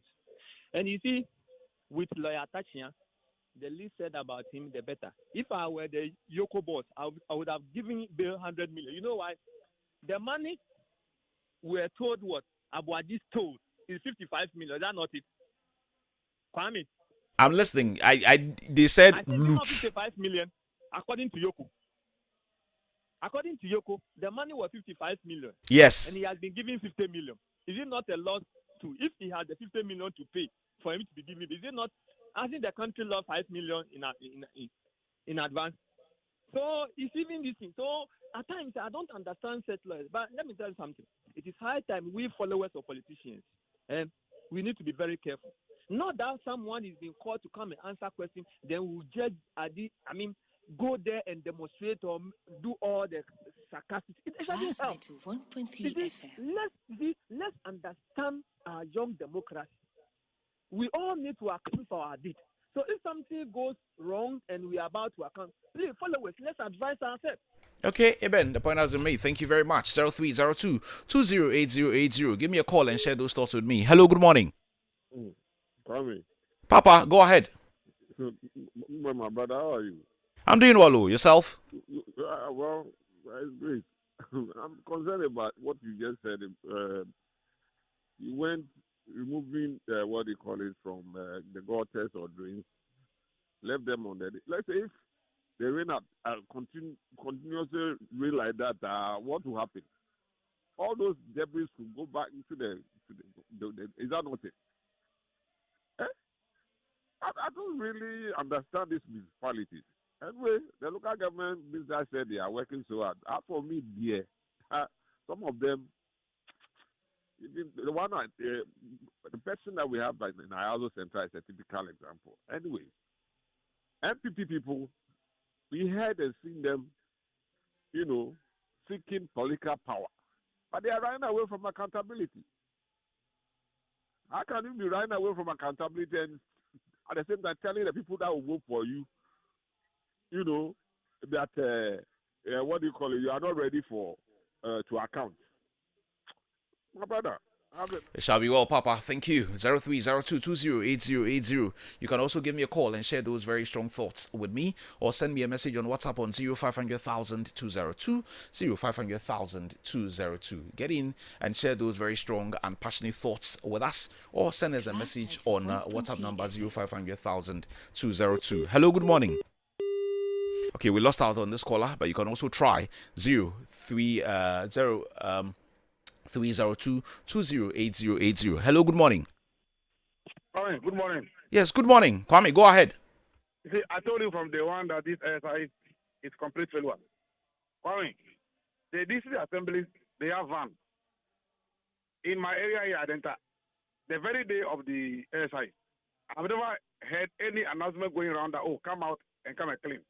Kwame, if you like, after closing, you drive through Medina to Adenta and see all the garbage that will be collected from the gutters. They are still there, as you were talking about. So if like we have a heavy rain, all those things will go back to the gutter. So this MC, every day they are traveling to America, capacity building. The engineers, they are traveling for capacity building. What are they building? Kwame, let me come back to the second matter. Sometimes I don't understand Ghanaians. Kwame, somebody stole money. We had somebody looted money, 55 million Ghana cedis. Do you know how much money that money can do for you, for Ghana, for your children? The person they arrested to come and account for whatever it is. You go and mass up doing gymnastics things there that they should free the person. Kwame, sometimes are we in this country? The school we went to, the education we had, we call ourselves lawyers, doctors, and communists. Kwame, is that how we should do this nation? Good question. 0302208080. We'll take a few more calls and then we'll get to speak to lawyer Nyansa Kuku on these issues that have popped up in the last 24 hours. 0302208080. Hello, good morning. Good morning, Kwame. How are you doing? I'm doing well, Mensa. Go ahead. Kwame, elsewhere, trash is converted into power or, let's say, fertilizer. I don't think those simple technologies are taught in our universities. We have PhD in every course under the sun. I believe even we are learning how to go into the sun by checking the heat there, but we don't convert anything that benefits anybody. Education is not helping the black man. Concerning arrest and massing up of people at the agencies that's supposed to take care of these things, Kwame, will you try some of this nonsense in maybe Los Angeles Police Department, pick up somebody and you mass up there? No. Break your arm. You won't try it. But you see, you are primitive. The lawyers you are talking about, 38 years, 48 years in practice. Solomon was such a young guy. He wrote so much about wisdom. Methuselah's age was only mentioned. Hype is different from substance. Good morning. Good morning, Mensa. I appreciate you calling. 0302208080. Hello, good morning. Hello, good morning. Yes, good morning. Yeah, good morning. Seth, go ahead. Yeah, Mr. Kwame, let me talk about the sanitation that cleanup exercise we have done weekend. I say in some of the districts, this matter, it is like the president give order and all was done well. What about the district chief executive and the sanitary officer in Zoom Lion, who they give the contract to lift the baller? This is just a simple thing to negotiate and see. But some of them, like, they won't take the sun and go and build their block and this thing there. They delay some people. It happened in my area, but I insist and say that if you cannot take the sun within one day there, the next one, I will let the grader to grade it and then we'll throw it into a different place. That is why our area, you can see, is somehow okay. Coming to the arrest, you see, sometimes I always say that the politics we are doing in the country, it is not helping at all. What is the politics? Politics is about leader. We have a bad leader and then we have a good leader. If we want to emulate a good leader, let's practice the good one. We should leave the bad one. And let's start educating the people and say that when they arrest the people, these are the dimensions. When you go, you cause havoc, they arrest you. Your one, it is dangerous than the person they arrested. That is the content. But we are not educating the people to understand the content issue, so they do everything because of 50 Ghana, 20 Ghana, they will mobilize them and give them to go and buy cocoa and those things. They follow those suggestions. I'll leave it for the other two to continue. Thank you. I'll take a final caller and then we'll wrap up. We need to speak to a lawyer to get an understanding of those issues. Hello, good morning. Oh, I lost out this caller, but I'll take a final caller and then we'll wrap up the conversation. 0302208080. Hello, good morning. Kwame, I just told myself that I'll be the final caller. Good morning. Paul, go ahead. Kwame, you know, there are a lot of ignorant people in the system. Kwame, a lot of these people that went to Yoko yesterday and were demonstrating, did they even know the reason why they were even demonstrating? That released Miracles now. Do they even know what they were doing? They don't even know that their destinies are being taken away from them by greedy individuals. Kwame, Miracle, is he a superhuman? When Chasuchikata was being arrested in the church, that one, we didn't see it. Yesterday, I was listening to a man on Asempa FM, and my head began to spin. it the Ghana that we really want to build? I mean, we have a problem. Good morning. You have a problem. That's where we draw the curtains. Unfortunately, we can't take any more calls. We work in the phone lines to speak to lawyer Abredunya Sakuku to appreciate the developments in the last 24 hours on these issues concerning lawyer Miracles Aboagye. As and when we're able to get through to lawyer Nyansakuku, we'll take the conversations from there. But it's been building in the last 24 hours since story or word broke out that Miracles Aboagye had been arrested, and in the last 24 hours, Yoko has also told us why the gentleman is in their custody. They put out 7 pointers. 1, conspiracy to steal and stealing. 2, using public office for profit. 3, causing financial loss to the state. 4, dissipation of public funds. 5, defrauding by a false pretense. 6, money laundering. And 7, other suspected offenses. What we do not know at this point is what these suspected offenses are. But there's also an interesting portion to do with the release that came from the office of the UKU yesterday, which notes that Gerard Appiah, who was the accountant to that committee, has voluntarily begun refunding, and they put into brackets, retaining the loot as far as all of this is concerned. Lawyer Nyansakuku has joined us. Counsel, good morning. Good morning, Kwame. Thank you so much for making time to speak to us this morning. Help us appreciate a few things there. 1, what is the basis for which an organization will send, let's say, a letter to the Ghana Immigration Service or an individual to prevent him or her from traveling because of a case? Okay. If you let me extend my greetings to the people of the Republic of Ghana and then like the Kubasi people. In fact, we are great people, so I have to acknowledge my people. And my brother that you want to talk about is also from Latin. I intended to refuse to talk about this, but you know what we have been doing is public education, so I will talk about it in terms of educational wise, not going into nitty-gritties. Yes. If you look at the Criminal and Procedural Act, you see we have the Criminal and Offences Act, that's the Act 29. And then we have the Criminal and Procedural Act, Act 30. If you look at the Act 30, there are conditions in which we can grant bail. And then one of them is if the person is not flight risk. So they can grant you bail if we check that you are not flight risk.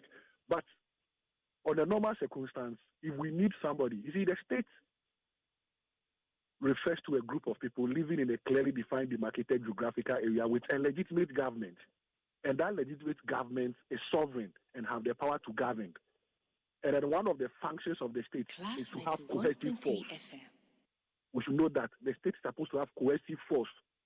So if the state think that we need you for investigation, you can say that I have something to do outside the country, so I want to travel. The state will use cohesive force on you. So the state is supposed to be able to use that cohesive force to move the state ahead or to move the state working. If not that, if you want to satisfy everybody living within the state, then the state can never edge forward. So the state have the power to refuse you from traveling if the state needs you for investigations. Now, if the state has the power to arrest you, that we appreciate. But what we are struggling to clarify is that sentence in Yoko's release yesterday, that unknown to them, this individual was not within the jurisdiction. Yes, because if I don't know whether you have prior knowledge of what has happened. He has been going to Yoko. Yes, that was captured in there. Yes. So if you know that if you are under investigations, okay, if you're under investigations, you cannot travel. If the state needs you, you cannot travel. So it could be that they communicated to him or his lawyers that since he's under investigations, he cannot travel. So when you travel, that meaning unknowing to the institution conducting the investigations, you are off the country, and for that matter, you breach whatever procedure between you and that particular institution, and hence the arrest. Is it only the individual that is informed about not being able to travel? Yes, the individual, because you see, matters of crime are action in persona. It is an action against your person. So, for example, if the state have a problem with me and I die, the state cannot go after my family because it is action in persona. It's not action in rem. If it is action in rem, then they can go after my property, they can go after my family. Those are civil matters. But criminal matters are action in persona. So that will be communicated to him alone. And he's the only one who can breach, not the family. So imagine that he's not aware. Nobody can go and arrest the family. That's why sometimes when the state institutions arrest you, then they will ask you to come for bail surety. So those people will come and start in for you that in case that you are scorned, you are not within the state, then those people will be held responsible for you not being in the state. Do you get my point? So it is action in persona. Now, if that individual is has been communicated to prevent him from flying or traveling, that individual would go through an exit point, whether it's by air, by sea, by road, whatever. From what we gather, he was arrested at the airport, went through the airport. Is there any chance that the Ghana Immigration Service may not have been notified as at the time the individual was leaving town? Yeah, so per the fact, it means that at the time that he was traveling, the alert have not been sent to Ghana Immigration Service. At the time that he was traveling, the alert have not been sent to the Ghana Immigration Service. If the alert have been sent to Ghana Immigration Service, there would have been a red alert, and for that matter, he couldn't have traveled outside the country. So I'm sure that the institution got to know before they sent the red alert to the Immigration Service. At this point, he's back and he's within if I can say that he's within YOCO and how they go about their work. They put out these 7 pointers as to the reasons why these individuals are have to face the law and all of that. But interestingly, in the case of one of the two, which is Gerald Appiah, we are told from the communication by YOCO that he's even begun paying. Is that an admission of guilt? 1.3 FM. Yes. Plea bargain is an admission of guilt. So even if he was placed before court, like how Mr. Wontumi intend to enter into plea bargain, immediately you enter into plea bargain, it's an admission of guilt. It means that you have accepted that you are guilty of the offense charged you. So plea bargain is an admission of guilt. But you see, there are two individuals. It could be that the charges against the Mr. Appiah that you are talking about are different from the charges against Miracles. So it could be that Mr. Appiah will be guilty, but Miracle will not be guilty. So we shouldn't take them as a whole because the charges probably against them will be different. The counts will be different. So we shouldn't take it as a whole that so far as Mr. Appiah is guilty, the Miracles is also guilty. No, that one breach common sense and law. Okay, that is fair. But what we also do know is that in the last 24 hours, there's been a bill of up to 50 million Ghana cedi with two sureties. There are some who argue that, including the lawyer of, Miracles Aboagye, a lawyer Tachia, that the figures are excessive and too high. What will be the basis for the arrival of a bail condition of 50 million Ghana cedi? It will be the gravity of the offense. So in the court or in investigation institutions, setting a bail condition, they look at the gravity of the offense. So the money in question is over 50 million Ghana cedis. Yes. So if we are to ask you to come in with a surety close to 50 million Ghana cedis, then it means that in case you are to abscond, the state will be able to recover that money through the surety. So I don't see it to be excessive. If the money was to be twice what the state is going after, then that one would be excessive. But if the money equates, get my argument, if the money equates what the state is after, then it means that if you abscond, the state will be able to recover the money. But if it is twice, then meaning the state want to get excess money, or the state want to do everything possible to refuse you to be given bail. So I don't see it to be excessive. Because imagine that, no, I'm not using Miracles as an example, but imagine that I'm the one, okay? the money involved is 15 million Ghana cedis and over. And then the surety for the bill is around 5 million. I can go and will not come back. The state will be able to recover only 5 million. The 45 million and over, the state will never be able to recover it. Do you get the argument? But I get it. In this case, it's around 50 million, okay?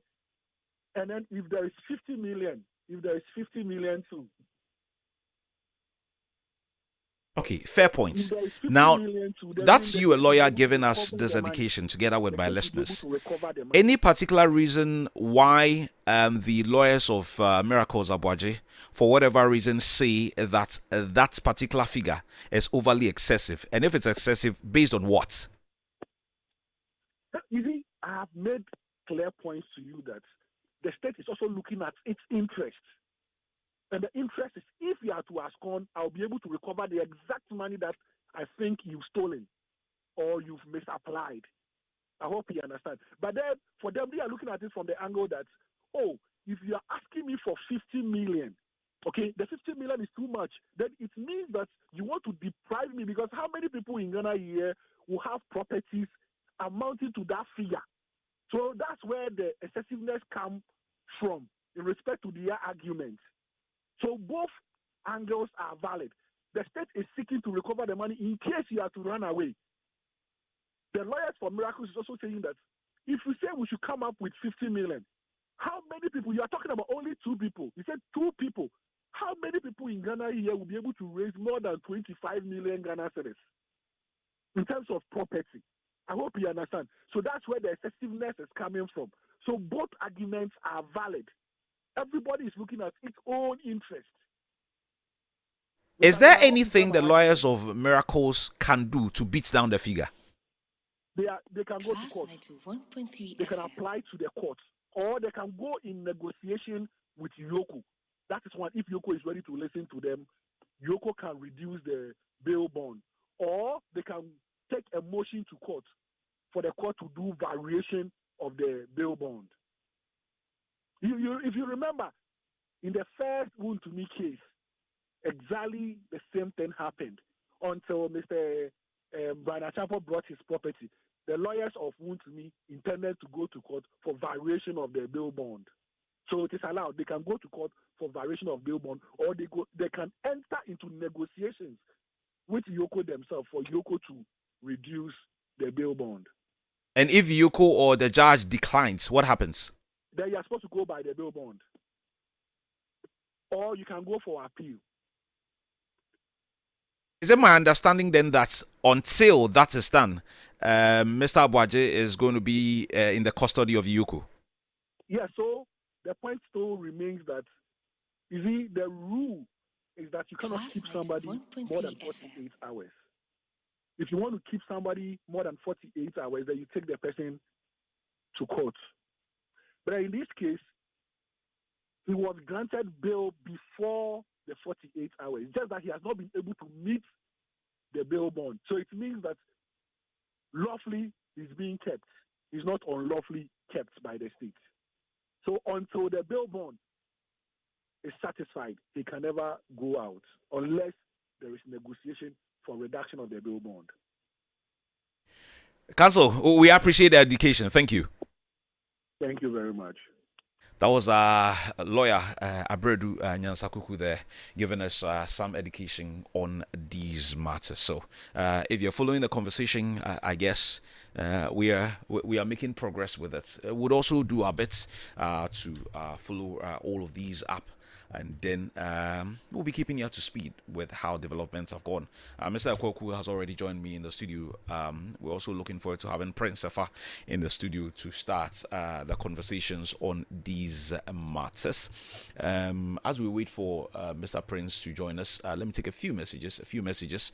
Hopefully by the time I'm done, he will be done. Okay, hopefully by the time I'm done, he will be done, and then we'll take it from there as well. Good morning, Kwame. Today's topic is right on point. A 2-day cleanup has been done, and we all saw the filth that were piled up on the shoulders of the drains. Some were carted away, but as I write, there is still some left to be removed. But I can see the filth washed back, and the cycle continues. Since Zoom Lion left the scene of lifting garbage from our homes, it's not been easy getting rid of our rubbish. I personally used Abubuya, but they have stopped coming around, and I have a huge pile of garbage in front of my gates. And my suggestion is that households in each area should be registered, their garbage removed, and they are charged a fee. This will go a long way to keep areas clean. Tiaba, thank you so much for your message. Uncle Eko in Tema says, I've listened to you on the miracle issue since I woke up this morning, and you say you have a few questions. One, I am convinced that Miracle had a hint of his arrest and he decided to escape, just as Kenofuriata did. But just that a visa and permit to stay must have eluded him, and he was compelled to return. 2. The question now is, has Miracle actually or truly committed any offense? 3. Is Yoko right to investigate any suspicion? 4. If Yoko's actions are legitimate, what is the problem of the NPP? Okay, so Uncle Eko is asking all of these questions. Emmanuel in Ghana Flag, you say, good morning, Kwame. Concerning what has been said this morning, it is glaring that the system is not working. They are... okay, I can't get a second part of your statement. I'm sorry, Emmanuel from Ghana Flag. You send this one. So, Kwame, the leaders of the NPP did not know all this happened before they were shouting all over. So, Miracle himself knows that he has committed something like this.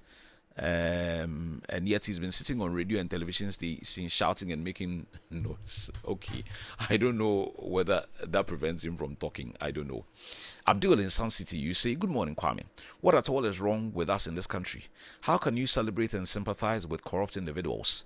The person denied millions of Ghanaians basic services and products because they had positions to work for us, and you come shouting for the release of the same person because of party colours. We are finished in this country with this kind of mentality. Yeah, some more. Rich in Achimota, you say they are just misbehaving with Ghanaian money and covering up with political strategies. Ghana is a busy for nothing country, always trying to start something that we can't finish. Rich Kito, you send this from Achimota.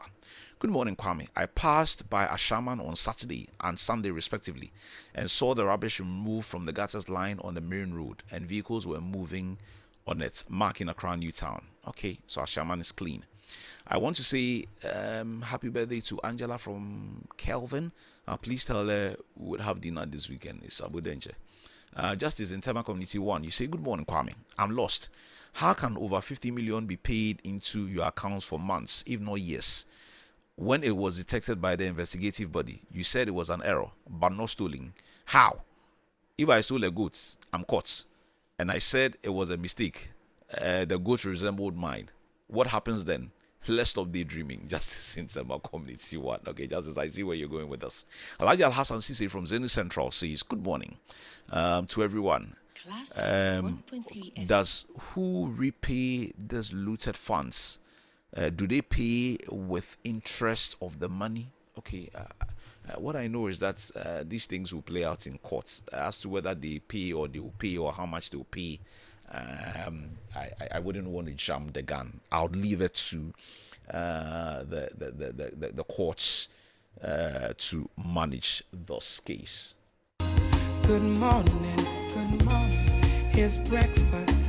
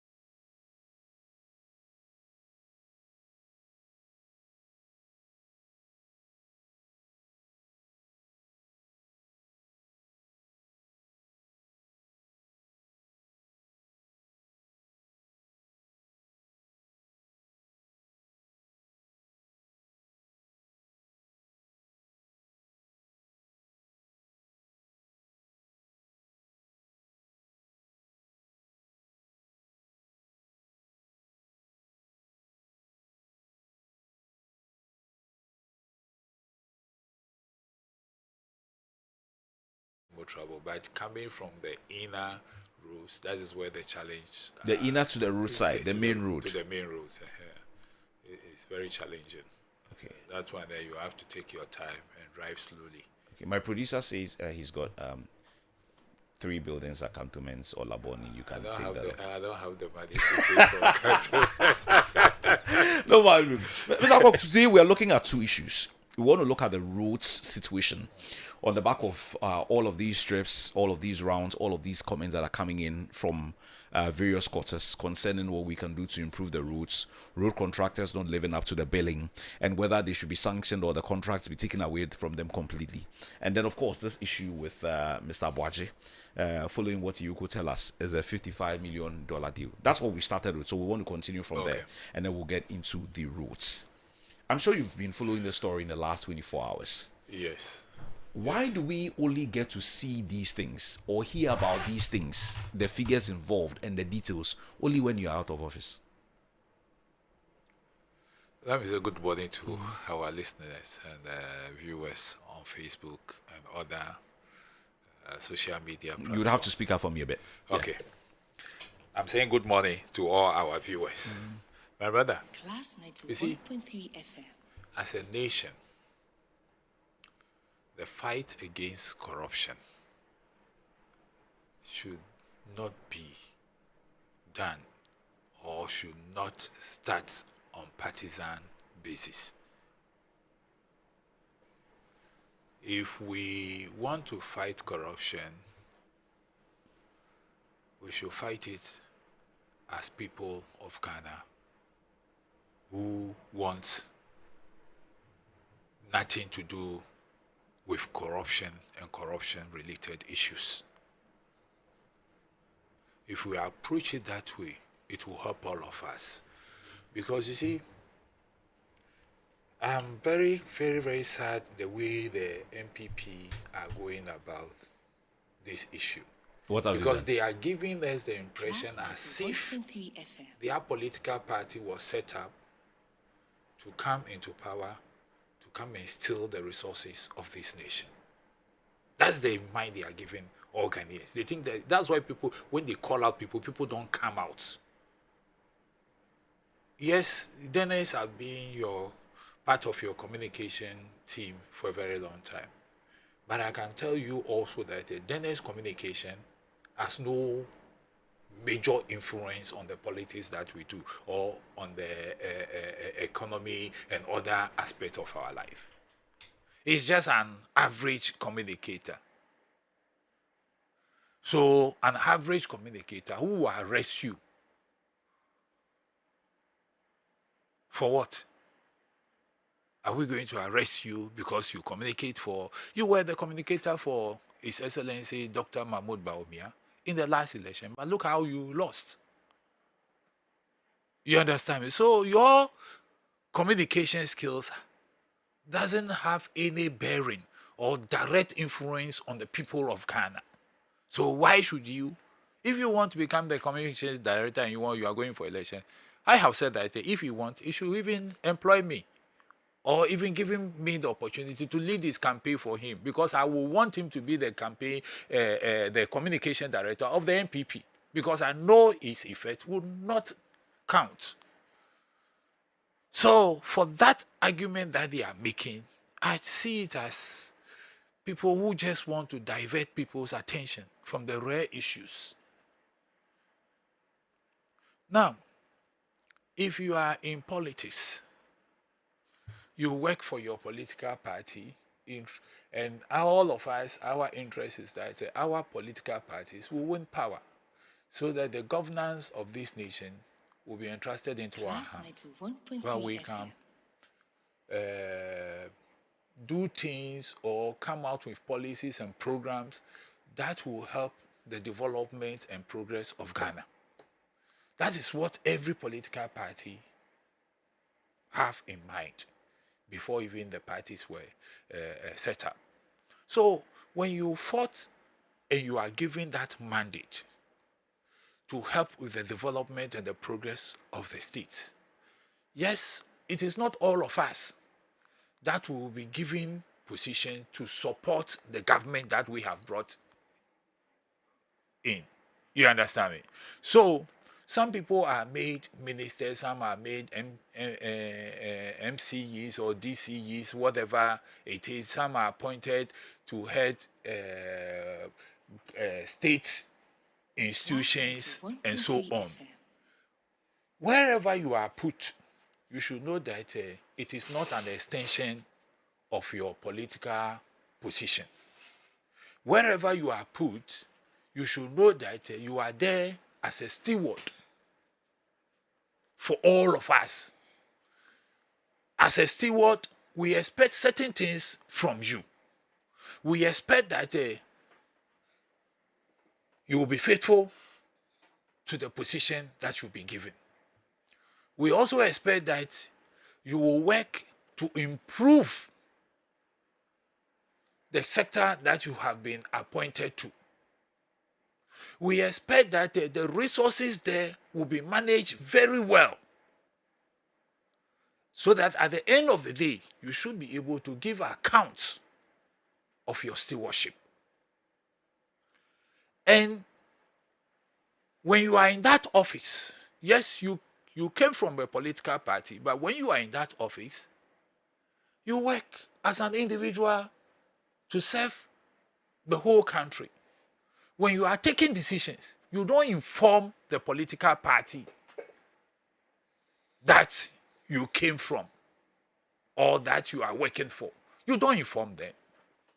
When you are taking decisions as to how to apply the resources, you don't consult anybody. You, based on your professional experience, you make those decisions.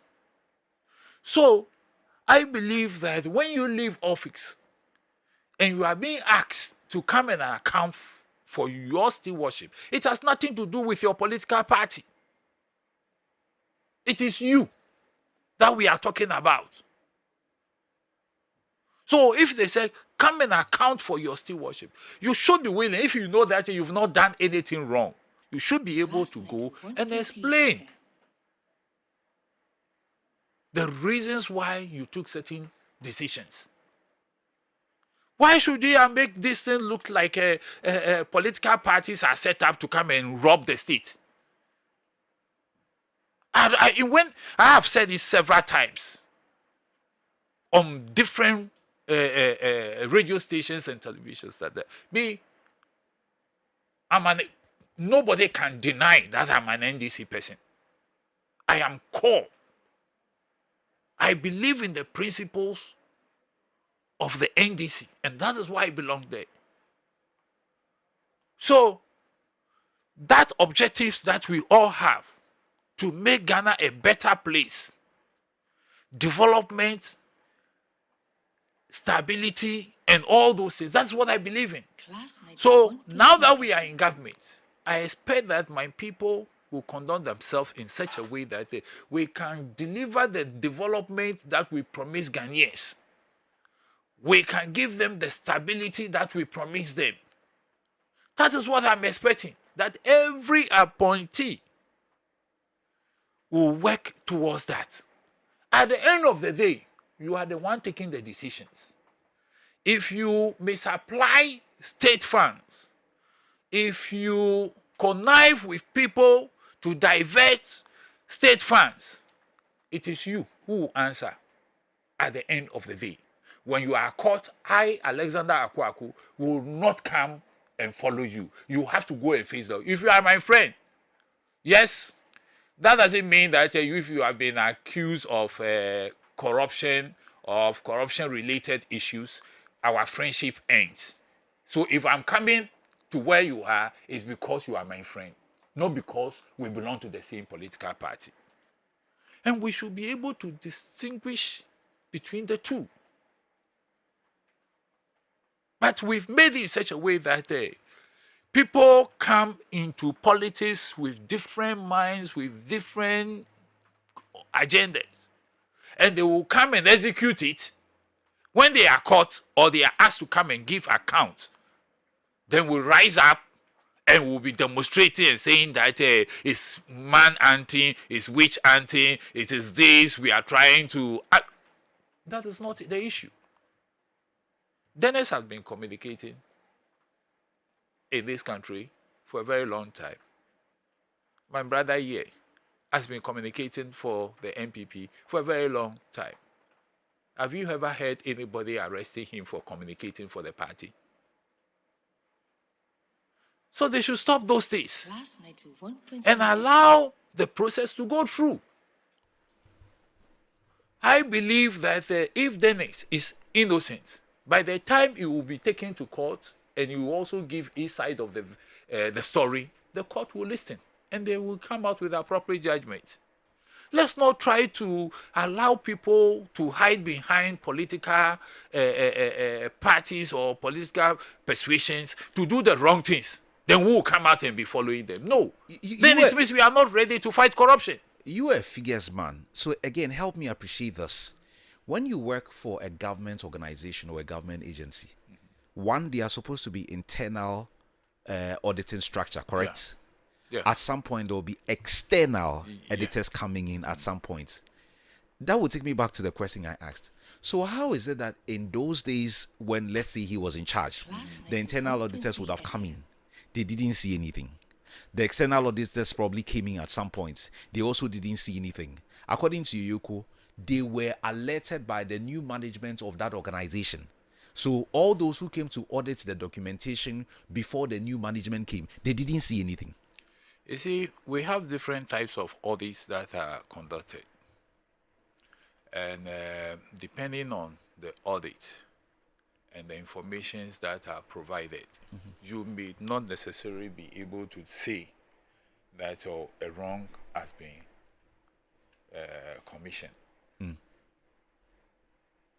If an audit is done forensically and you want to know exactly whatever item that has been stated there, how the process that they went through before arriving at that is a different thing altogether. And that is where, when those audits are conducted, and normally the current administration find it very difficult calling for those forensic audits. Why? I don't know. But most of the time, current administration, they find it very difficult because they are the ones in charge. So they feel like they understand the process, or they appreciate the process more. And they know that, once I'm the one taking those decisions, everything is okay. You understand me? And they make decisions. At the end of the day, okay, they will ask for a normal audit to be done, whether there is balancing of the books, okay, expenditure, income, and all those things. They will just check whether everything is okay. And once everything is okay, and any administration that would do this kind of audit always come out to say that the account is okay. You understand me?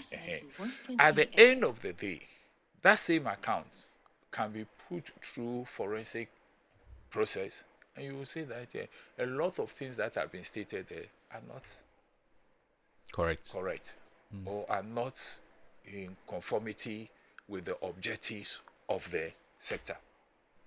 So it's a little bit difficult, and I think, as a nation, like I said, our fight against corruption should go beyond politics, so that we all come up. Because internal auditors that you talk about, at times internal auditor will state their reason why certain activities should not be taken. It gets to the CEO or the MD, and he thinks otherwise. So he would overlook it? He will overlook it. He will say that, no, let it go. Later we'll just correct it. You understand me? It's a little bit difficult. And, the internal auditor is also working under a boss. Under a boss, okay. So if your boss said that, let it go, we'll talk about it later. Can you say that you will not allow it? So that is why at times it's so difficult to get these kind of numbers that we are talking about when the administration is in office. It is only when they have left and a different person has come, said that because it's not related to them, they feel like, they can go deep and do all those things. But I think we should put in measures. I'm looking at a situation whereby the internal auditors that are in the state institutions will all be coming from Auditor General's office, so that it is not the institution that they are working for that will be paying them their salaries, but their salaries will come from Auditor General's department. I'm sure that will bring some, because if I'm there, I'm just working in the institution, but you are not the one responsible for my salary. You understand me? That is where they will be able to put proper checks on the systems that we have put in place. Because if we don't do it that way, then it will be like we have to mark time for 4 years or 8 years. When you leave office, then an audit is conducted before we begin to see some of these things. So I think as political parties, we should be very careful. The way we yesterday, I was on one and I said that the way, because yes, as was yesterday morning, all of us don't know the reason why Dennis was arrested. We all don't know. So people were just speculating. Now we know. Now we know. You understand? So I was telling them that if you are making the noise and the UOCO release their report, and it shows that what you are saying is totally different from the reason why they arrested him, what are you going to say? So we should allow the process. If, like, say, Dennis human rights have been violated along the line, okay, then we can pick it up and we'll all discuss it. You understand me? But if no rights have been violated, an arrest has been made, and we are making all these kind of comments, I don't think that is good for I have one more question to ask you before I see to Prince, who is from the NPP. Now you mentioned, just like we know now, the charges against Mr. Aboagye. But interestingly, in line with that particular paragraph, one Gerald Appiah, who is the accountant, and these are the words of the IOCO through the statements that they released yesterday.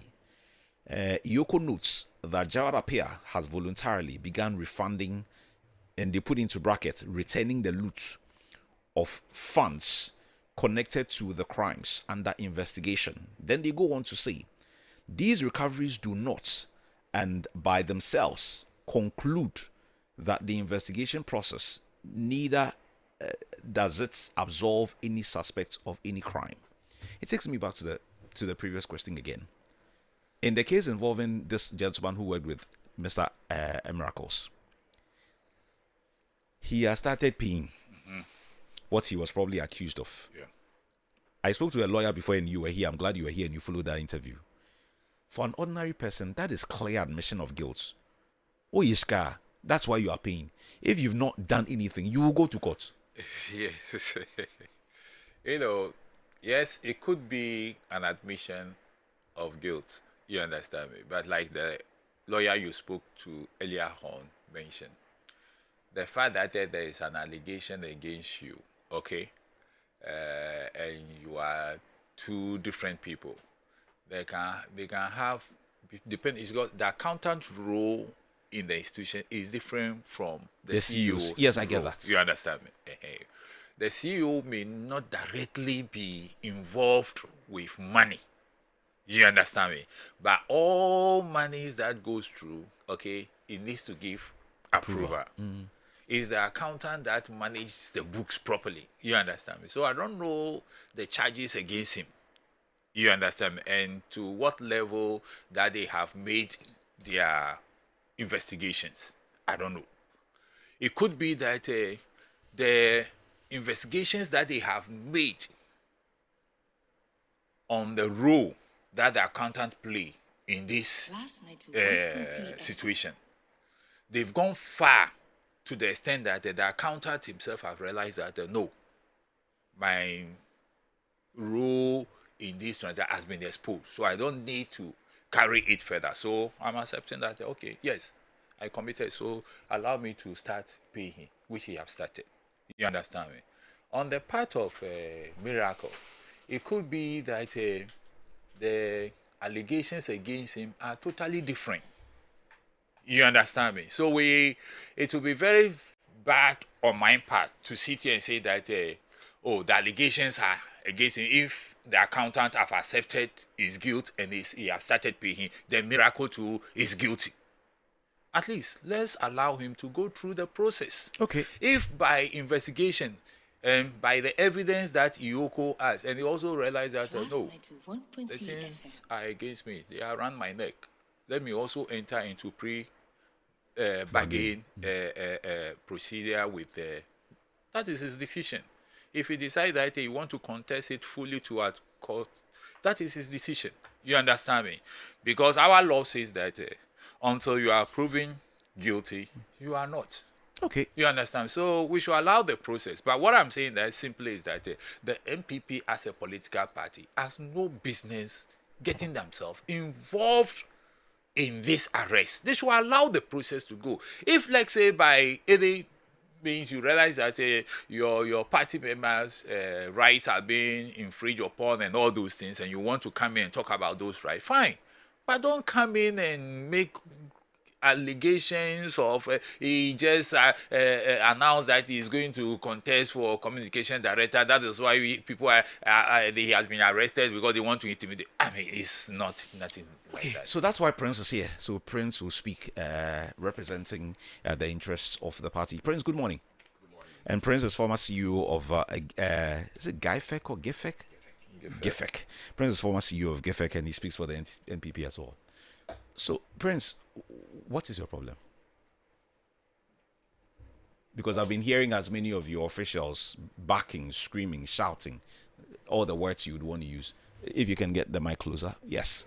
Yeah, first of all, greetings to you and your crew and Honorable here. Long-time sparring partner of mine.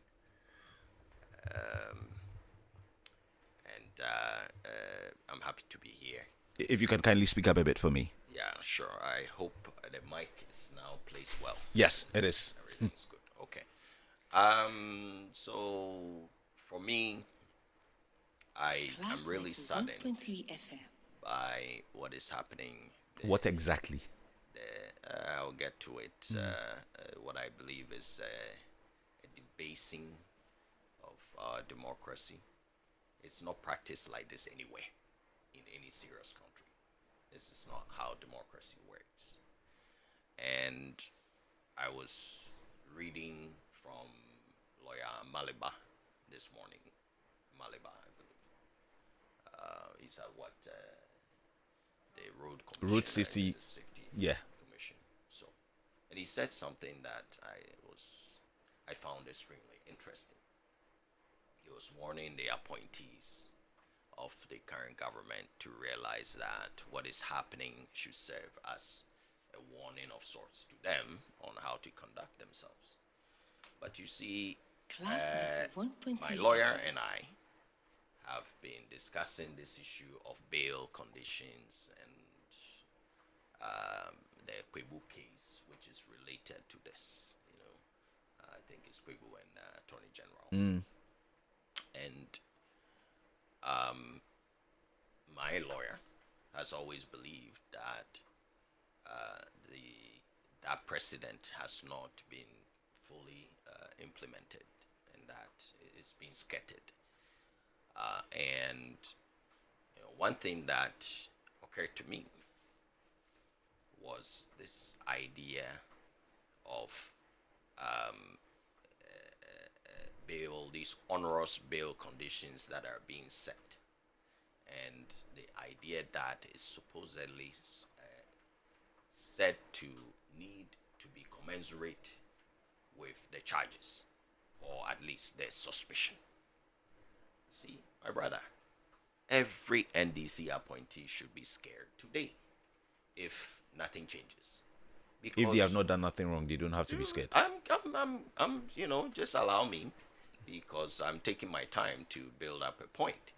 Every appointee and every former appointee for that matter should also be scared, because the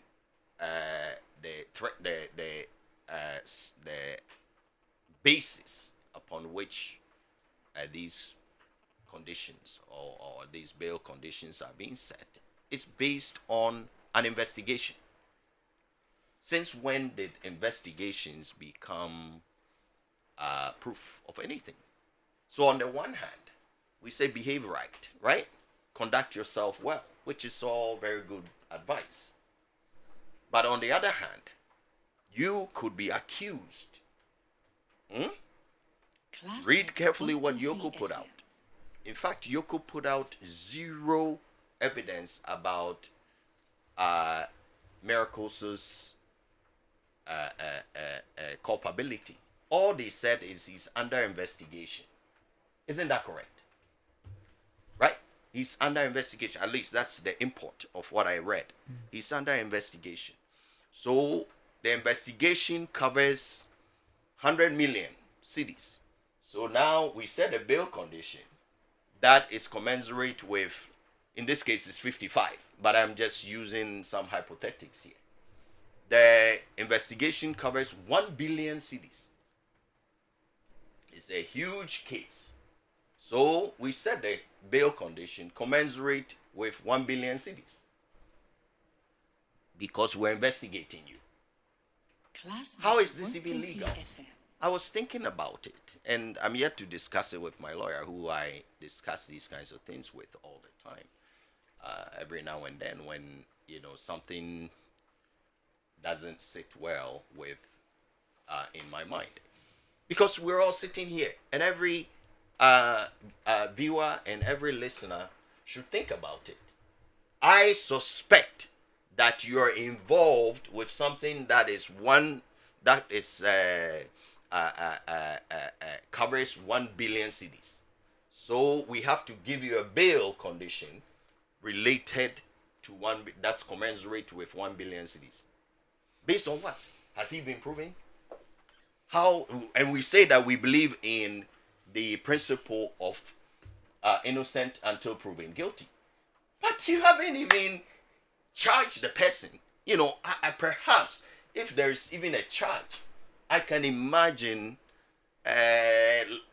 court looking at a prima facie and saying that, okay, on balance, the evidence looks pretty damning. So now we're getting closer to a possible culpability.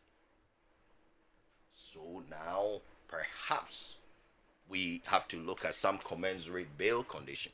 But here's a case, it's just an investigation. They didn't even tell us what the man did. Do you know this case? I was briefed about this case yesterday. And apparently, it's a case that started under Nana Addo's government. That man who has been already charged and is trying to do some restitution and what have you. The accountants. The accountant. Gerald Appiah. Yes. Mm-hmm. And others. We don't know who the others are. Apparently, this was something that happened and started under Nana Addo's government. It's not even new. And that is not what Yoko communicated though, but go ahead. At least someone said that they are in the know. And they've started making this payment and what have you. And all those things were investigated. At that time, Miracles was not even a part of this.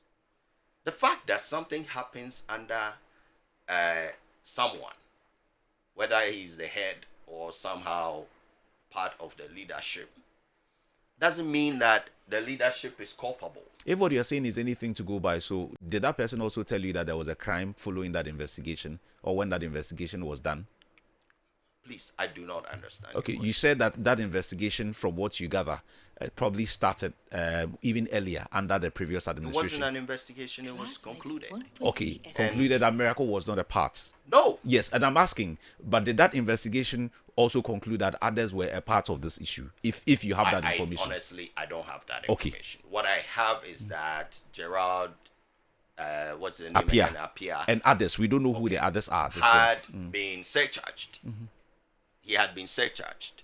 And so he was making those payments back. I mean, surcharging means... So somebody did something wrong then? Yes. And at no point in time was Miracles, found culpable in this. I had an event, a crime, okay? that happened under me. I had nothing to do with it. And the board sat on this, found some people culpable, charged them, and all of that. I didn't forge my own signature in this case. It was someone who did it at stores, bypassing some rules I had actually put in place because someone screwed up and gave them access they were not supposed to. You get what I mean? So now all of a sudden, Miracles' name comes up as, he's to be investigated. I cannot prejudge anything. I'm not here to prejudge. All I'm saying is that let's not make this seem as if Miracles is guilty, because it's at the moment, Yoko itself, from their own release, only said they're investigating him in relation to this case, which I am telling you predated even this administration. Prince, if you don't mind, can I read something briefly here for you? Please, paragraph number 1, 2, 3. So paragraph number 3. I'm sure all of us have a copy of the release from Yoko yesterday. Sure. The former executive secretary of the IMCCOD, Mr. Dennis Aboagye, also known as Miracles, and they put comma. The former accountant of that same organization, Mr. Gerald Appiah, and others. And we are told is a conjunction. So all of them together are under investigation for the following suspected officers, including, then they state all the 7. I get you. Yeah. I get you.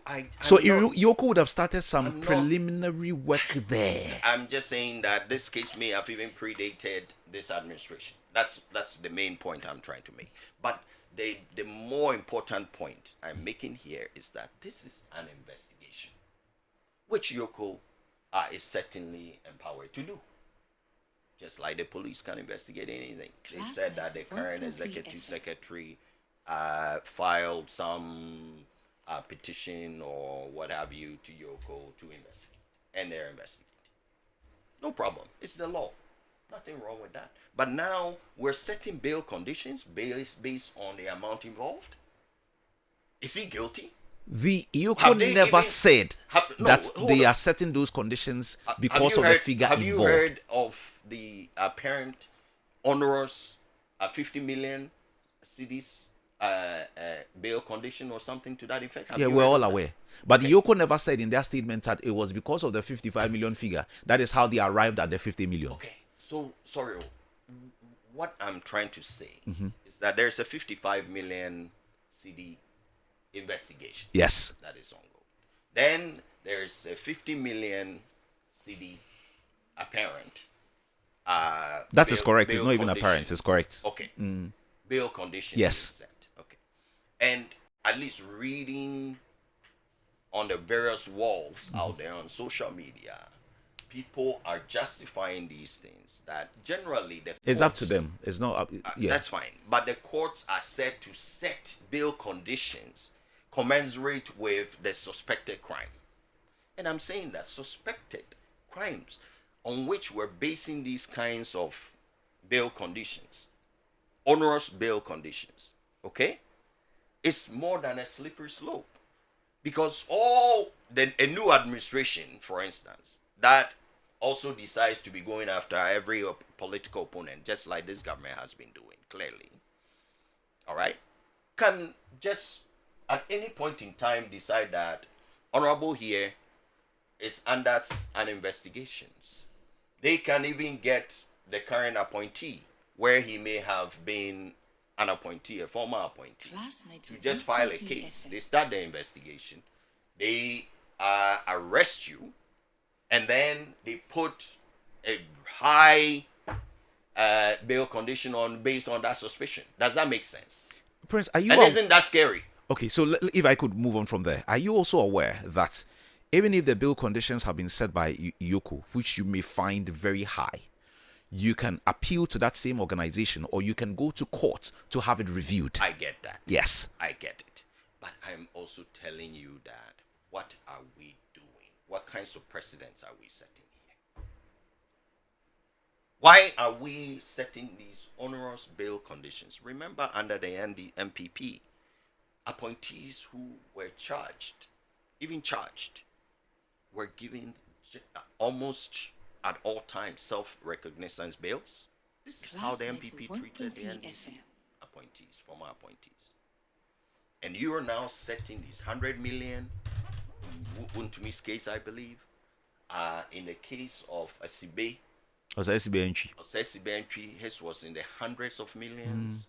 He had to stay in jail for months. Dennis is 50 million. What is stopping any new administration that is incensed by this to also be setting whatever? What kind of justice system is this? Are you then in any way also suggesting that you are not overly concerned about the figures that have been mentioned by Yuku, but you're only bothered about the conditions that they have set? Well, is that my understanding of what you have said? The figures constitute in many cases, the condition as well. No, what I'm saying is that, so for the issue is 55 million, right, and bill conditions of 50. Even if the bill condition is 2 cedis, you are not worried about the fact that at some point the states may or could have lost 55 million. That one you're not really worried about. Is that my understanding of what you said? Should I have to be the one that has to worry about what the state may have lost or not? If the state has lost money, it's not for me to recover it. With all due respect, that is for the Attorney General to do so on our behalf, and for the OSP and Oyoko, that's their job.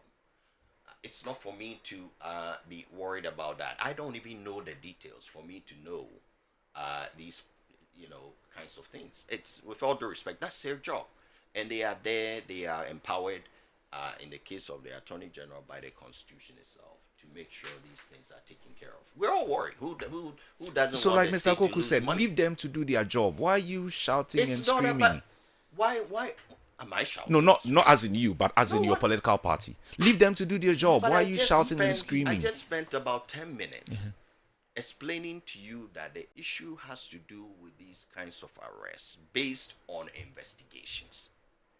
Okay? And onerous conditions, which are also very difficult for people to meet. And they are punitive in nature.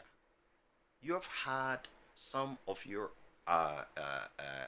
the current government's own officials who have come out to warn about this. This is wrong. This takes us right back to some of the abuses that we saw under the PNDC for some of us. We don't take this like a lightly at all. And it's the second time this political tradition is doing such abuse on us. One of these days, we have to pay back. It can't continue like this. It's very upsetting. Because we didn't treat their former appointees like this. We did not. And the president has to step in and make sure this ends now. If someone is suspected, right, look at the case of Dennis. He had even returned from a trip. The whole time that he was here, you said that you were doing an investigation. He was not an imminent threat until he traveled and came back. Now suddenly he's an imminent threat. And I will end on this note.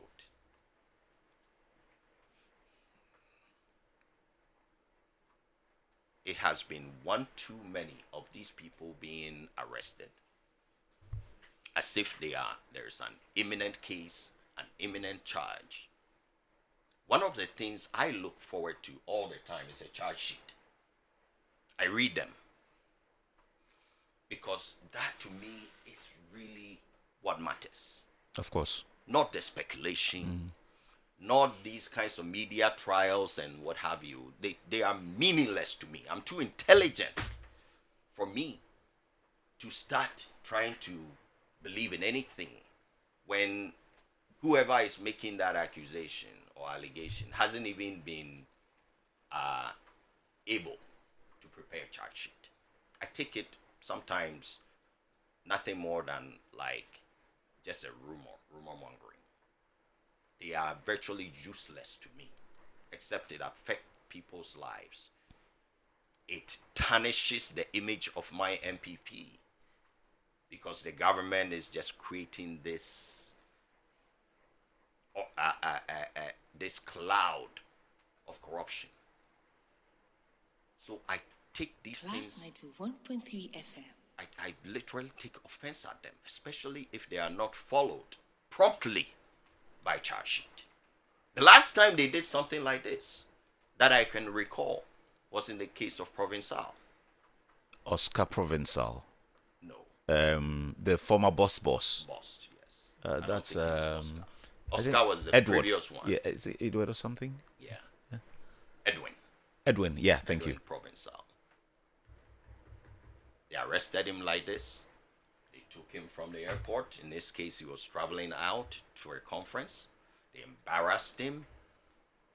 Everybody thought that, oh, you see, these guys, they did stuff. It's been about 9 months. At least 6 months. There has not been a charge sheet. Class 91.3 FM. And you will say, oh, they investigated, they didn't find anything. So you put that person through all of this.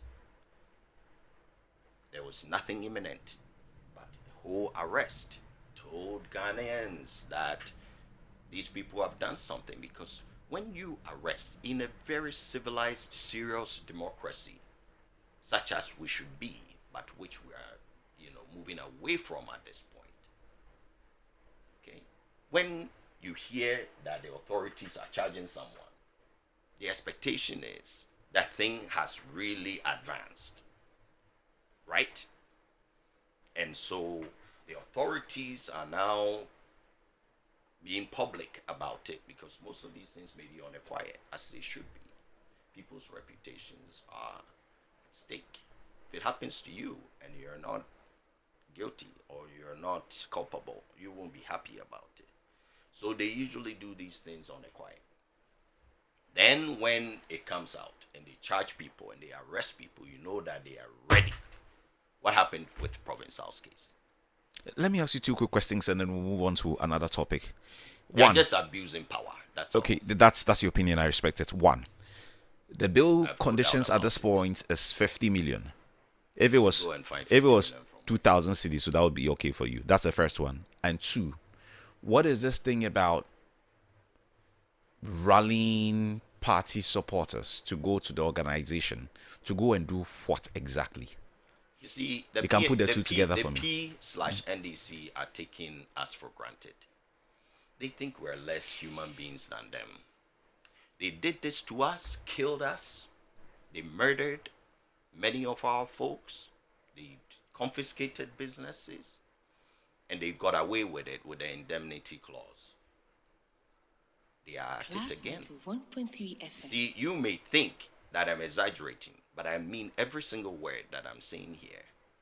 Because I lived through that era. I grew up in the 80s, 70s and 80s. I grew up through it. I was watching TV. When we saw some of these people in my house, the TV was shut off.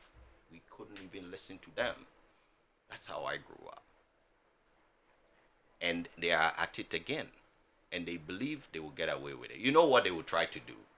I've told many MPP people, they will make changes to these very provisions in the Constitution. We are not there yet, so let's not jump the gun. I can speculate. Yeah. That's what they will do. And they expect to get away with it again. Because they know it's not right. And I'm sure they will plug these holes. 91.3 FM. And they will believe they will get away with it. But you see, you can keep getting away with it. But one day will come. My people in the MPP are very upset. And I find it extremely offensive that anyone would think that we should just stay home. Let these people be just charged and be arrested as if they are criminals, convicted criminals. And then we put bail conditions on them as if they have actually proven any case against them. When in this case of Miracles, when you read that letter again, what many of our legal people are saying is that this is just BS. There is nothing in there other than he's being investigated. What kind of nonsense is this? It needs to stop. It really needs to stop. And this government and this political tradition must not get away with it again. Okay. Fair point. You're signaling me for a quick, so just 2 minutes. Yes, you want to Maybe rebut 2 quickly? minutes is too much. It's too much. Okay. The thing is that, you see, let's not get ourselves confused. And I think that is exactly what my brother is trying to do this morning, trying to confuse the issues. There is a criminal allegation against Dennis. And he has his political life also to lead. You understand me? Why can't we focus on the criminal aspect of his life that is being alleged and forget about the political aspect? For Prince, the two are intertwined. No, they are not. As I'm seated here, I'm an NDC person. I'm not involved in government activities. You understand me? So nobody can come and arrest me. But the moment I'm appointed and I'm given a position and I become public, then it means that I have to conduct myself in such a way that whoever comes after me will not find any wrong against me. You get the picture? I'm so following. If after I have been given an appointment, I misconducted, or maybe I did certain things that are not legal, and a new administration has come in and they are coming after me, and my party has no business with that. It is me. And we should understand some of these things. You know, if you are talking about the bail conditions that they are too high and all those things, yes, I agree with you. But there are provisions also that you can follow to get those bail conditions lowered for you. So let's not make this thing that you are a political person, you cannot be accused of any wrongdoing. Is that what we are saying in this country? I don't think so. Okay. If I belong to a political party and I'm given a position, that is not a political position. If, let's say, Dennis is your financial controller at the party office, and it is found out that you have your party rules, you can decide to deal with him the way you want to deal with him. But we are talking about the state, and we should not get things mixed up, like we're saying that, you know, NDC is not formed to go after any political party. NDC is formed to win political party and execute our development agendas that we have for this nation. And that is what we've been doing. You know, so let's not get people confused. And in the time even we were talking about the revolution days, okay? There are a lot of Ghanaians in this country. Is it every Ghanaian that had a problem? If you have a problem, and you see, at times don't take us back so that they will start repeating some of it, because we know what happened during the revolution time. I was also growing up. You understand me? So at least I saw what went on, and I know the crime that people were committing then. But we said that all this thing is part of our history. We've moved on. We are now in democracy. So let's look at it. Democracy does not mean that people can do the wrong and go scot-free. No. Democracy talks about accountability. That wherever you are, you must be able to give account of your stewardship. So that is how we should all be looking at things. Yes, we may belong to the same political party. But when you are wrong, okay, in terms of corruption and corruption-related issues, I should be able to tell you that what you are doing is not right. You know, so let's look at it from that point, and let's stop the trend that if I'm an NDC appointee today and I'm in office, what it tells me is that I have to do my things correctly. And it doesn't mean, and one thing too is that the bail conditions are not physical cash. Nobody is demanding any physical cash. But there has to be value on that. Yes, there should be value of assets that can amount to that. And you know, it's against the future. And you see, every crime in this country, okay, when even you are caught murdering somebody, okay, it is still under investigation. That is how it is reported all the time. it is still under investigation. You can't say that you've ended the investigation. Even when you are in the court prosecuting the case, okay, you still continue with the investigation.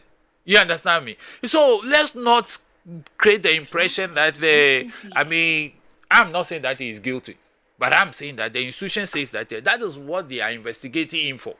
Allow the institution. And if I'm investigating you and I say, pay this bill condition, and you realize that it's too high for you, it is your responsibility to go to the court. Okay, or come for negotiation. Yes. Prince, you want a minute? Yes, quickly, because we need to move on. We don't want to keep going back and forth on the same thing. Because I think I know exactly what I need to say. It's not plenty. I, in all my talk, today I'm talking quite softly because, I'm deadly focused this morning. And at no point did I say anything about having an issue with the authorities doing their work. I never in any way tried to condone any wrongdoing or what have you. I was very particular. I said we're making allegations and investigations into even to me, a prima facie case should really be in a charge sheet. So I'm wondering why the lawyers were even here, where a mere allegation. There's one person, I won't mention the name. I saw the charge sheet. And as soon as I saw the charge sheet, I told colleagues, this is serious. You understand? We can all read. And we may not be lawyers, but at least we know a thing or two. And we also have common sense. And I've done a few of these law courses. So as soon as I saw the charge sheet, I knew this looks bad. Charge the people and stop abusing powers to arrest and investigate and those things. This must stop in It's this a process. country. You don't trust the process. No, we'll get there. I think we need to get to a point where at least there has to be a charge sheet that a court looks Then we can take it from there. and then now makes decisions on bail conditions and these things. Okay. These kinds of organizations that are being given powers to just investigate and then arrest people and put these onerous bail conditions on them, it's leading to abuses. Okay, let me take a few messages and then we'll wrap up the conversation with the roots. Although I think NDC, a lot of MPP people don't want this to stop. Okay, that's another conversation altogether. This one is coming from Uncle Eko. You see, if the current scale of criminal investigations is unprecedented, as Prince is claiming, it is because the scale of looting by the MPP was unprecedented. I don't belong to any political party, but I might confess that some of the comments made by Prince, I found them very interesting. Okay. Omar in Tema, you say, hi bro, good morning to you. When is the rule of law against others? You say when the rule of law is against others, it is against them. You say, is this witch hunting or abuse of power? Mullah Omar, if I understood what you sent. Kwame, if you know you are not a suspect of crime, why do you run away? I'm not aware anyone has run away at this point. From what we gather, it looks like he probably left town before the decision was made, if I understood what I read. Good morning, Class FM listeners. Sorry for this country going through these conditions and judging our political polarization. Every side feels right, and hence we see what people do what they do. Governance in a part of the world has departed its objective, and especially the previous regime has shown us that their interest in politics is not the country's progress or welfare. Okay. Erica in Gulf City, you say, why do we always support people who misuse our money in this country? Does it mean that they don't have to be held accountable? Is that what we are saying? Okay. Please, I want to ask, was Mr. Aboagye invited by Iyoko? And was he made aware of these issues? If yes, then there is no issue. Okay, Piotr, if I understand what you want to say. Okay. This one, okay, so you are going back to the previous issues we were looking at. You say, Kwame, there's a lot of work to be done about our gutters in this country, and still some of them are still in a bad state. Okay, keep your messages coming on WhatsApp number 0500 I want us to move into our next topic now. On the back of Mr. Abuja has been everywhere, and he's granting loads of interviews everywhere as well about the status of government's big push agenda. And it's on these rounds that he's been lamenting a lot and had some very strong words to say about the slow pace of work by contractors. I'll start this one again with you, Mr. Kwoku, because you are from government circles. We give a contractor money to execute a project. There are timelines for these projects. Only last week I saw him in a video. The contractor had performed so poorly that he was now giving the contractor up to 2 months to do up to 20% of the work. I'll never forget that video. The contractor had performed so poorly that he was now being given 2 months. And in my mind, I felt, I am not an engineer. I don't know of any solid road that can be done even at 20%, which would be so good to last for a certain number of years, unless of course that 20% is design and cutting here and cutting there before the main work starts.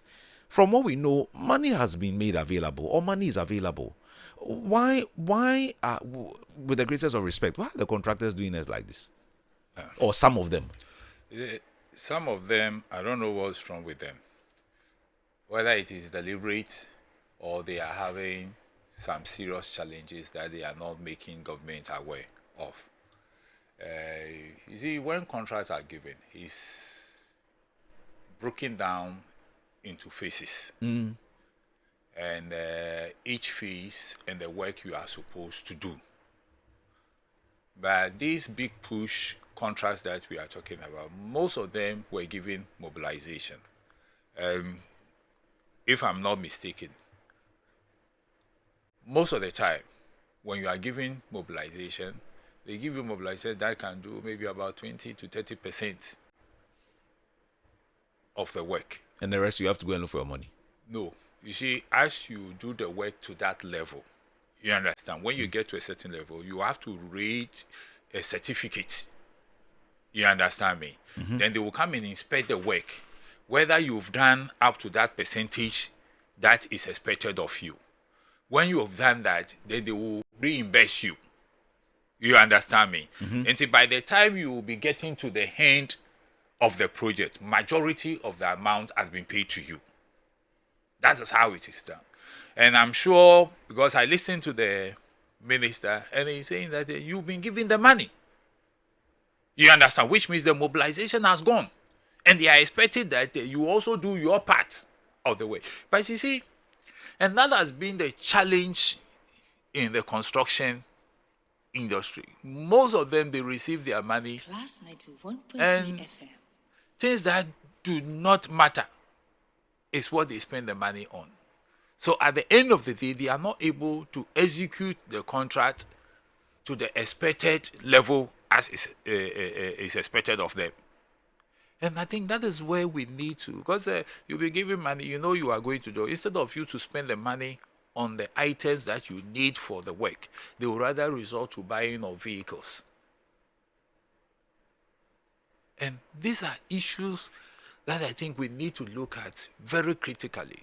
And you see, again, yes, at times I pity the minister when I see him making those, yes, you can see his desire that he wants things to be done in a speedy way. He wants things to be done so that at least he will know that this work has been completed by him.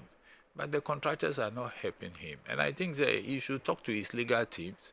Those contracts that can easily be cancelled, they should cancel this. And if possible, those that can be taken to court for them to refund our money, they do so.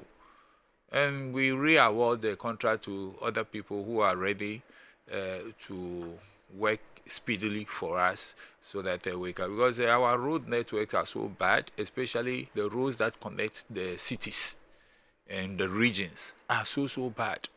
You know, traveling on the roads to 1 or 2 cities will take you so many hours You understand? But in Ghana here, all our economic activities are by road because we don't have effective rail system.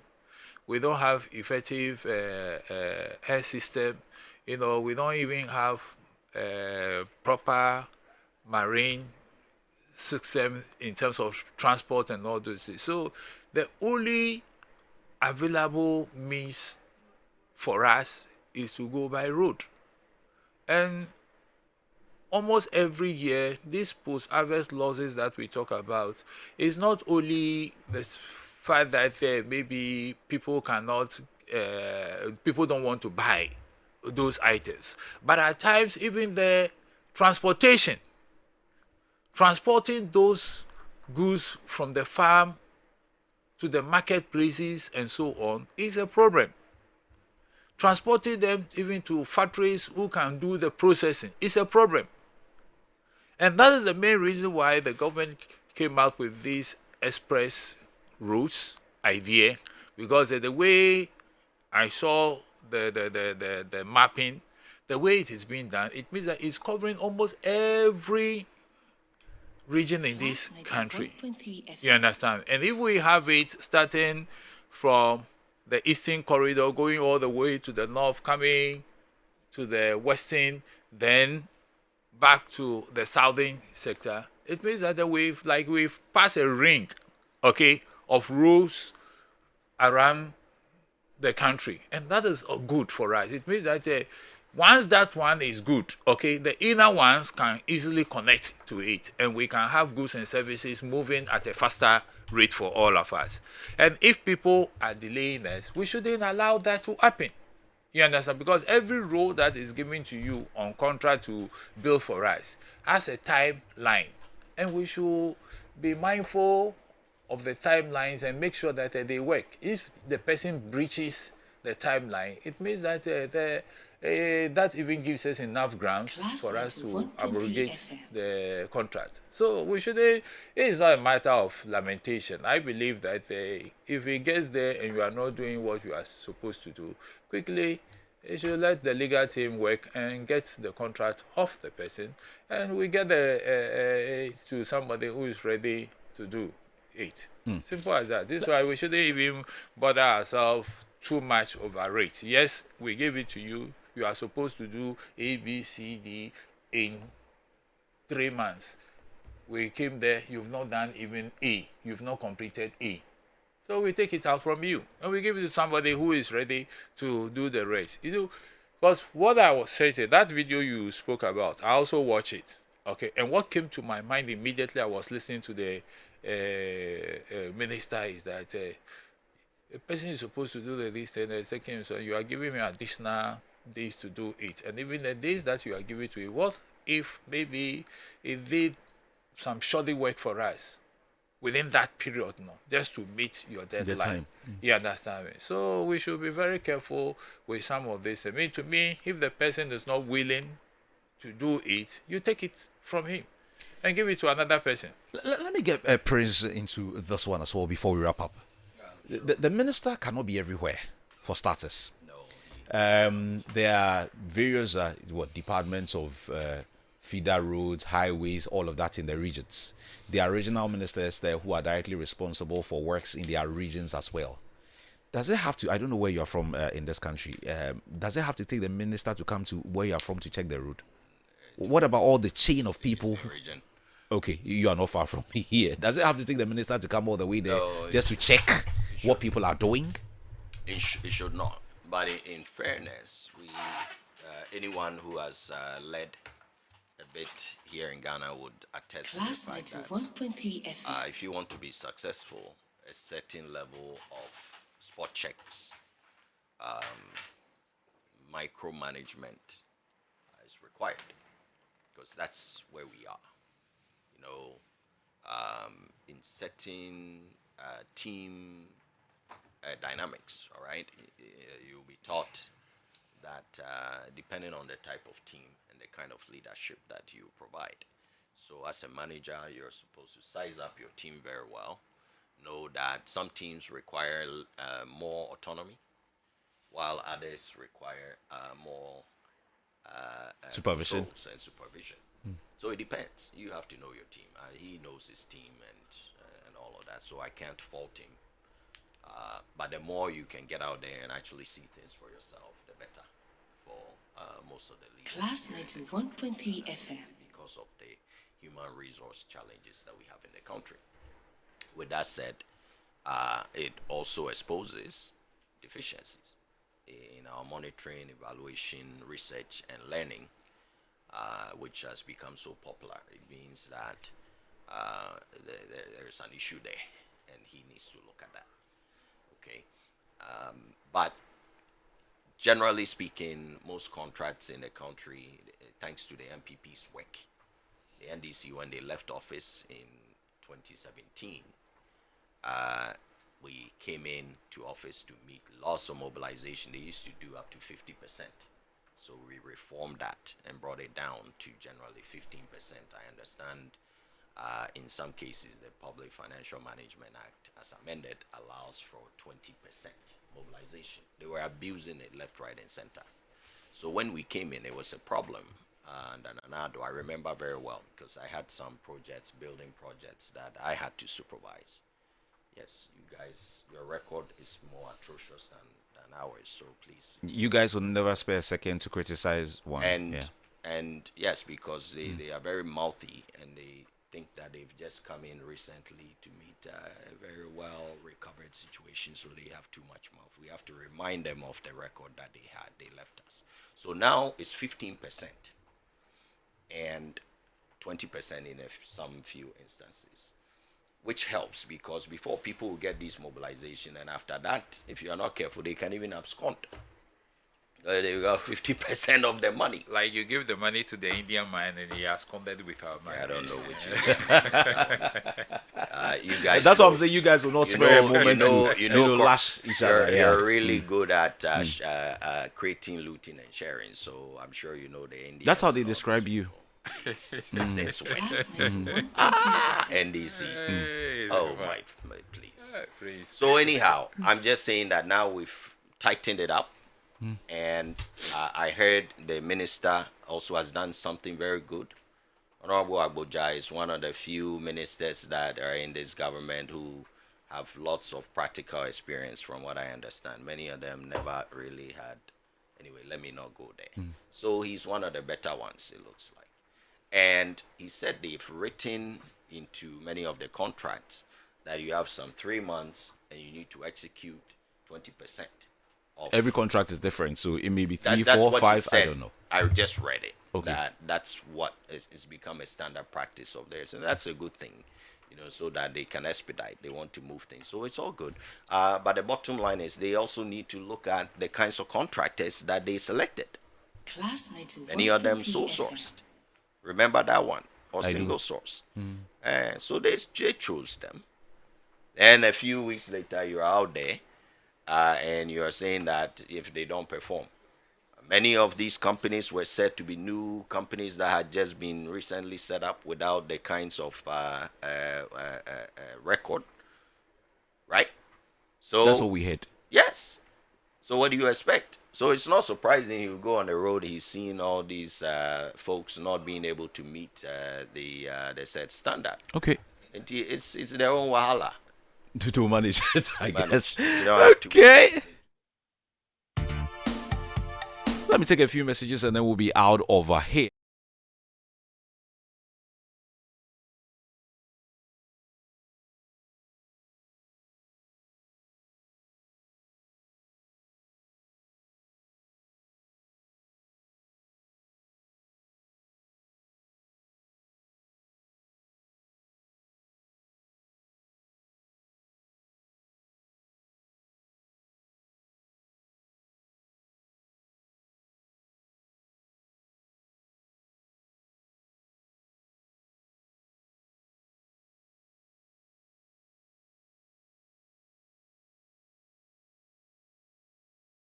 We ask that everyone should fight corruption, but because of our greed for something small, we must have to stop the ones to help fight corruption.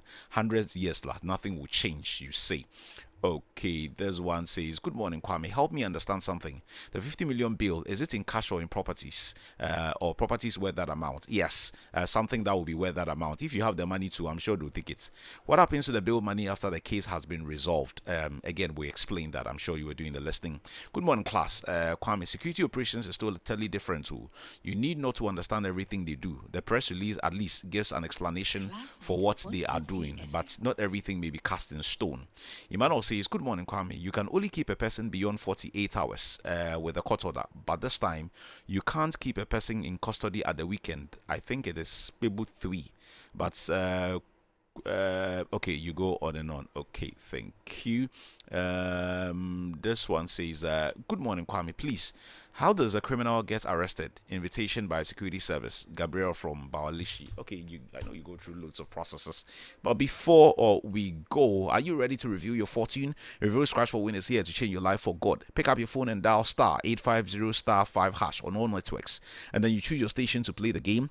You select a stake amount between 5 and 2,000 Ghana cedi. You choose your lucky card out of the 5 options. You confirm gameplay and enter your Momo PIN. You receive your game results and winnings instantly. It's easy, it's fun, and it's exciting. And you could be your way on winning up to 1 million Ghana cedis. Review Scratch for Win, Scratch a Keke, Nedi Sika Say Bam. And it's strictly for persons who are 18 and above.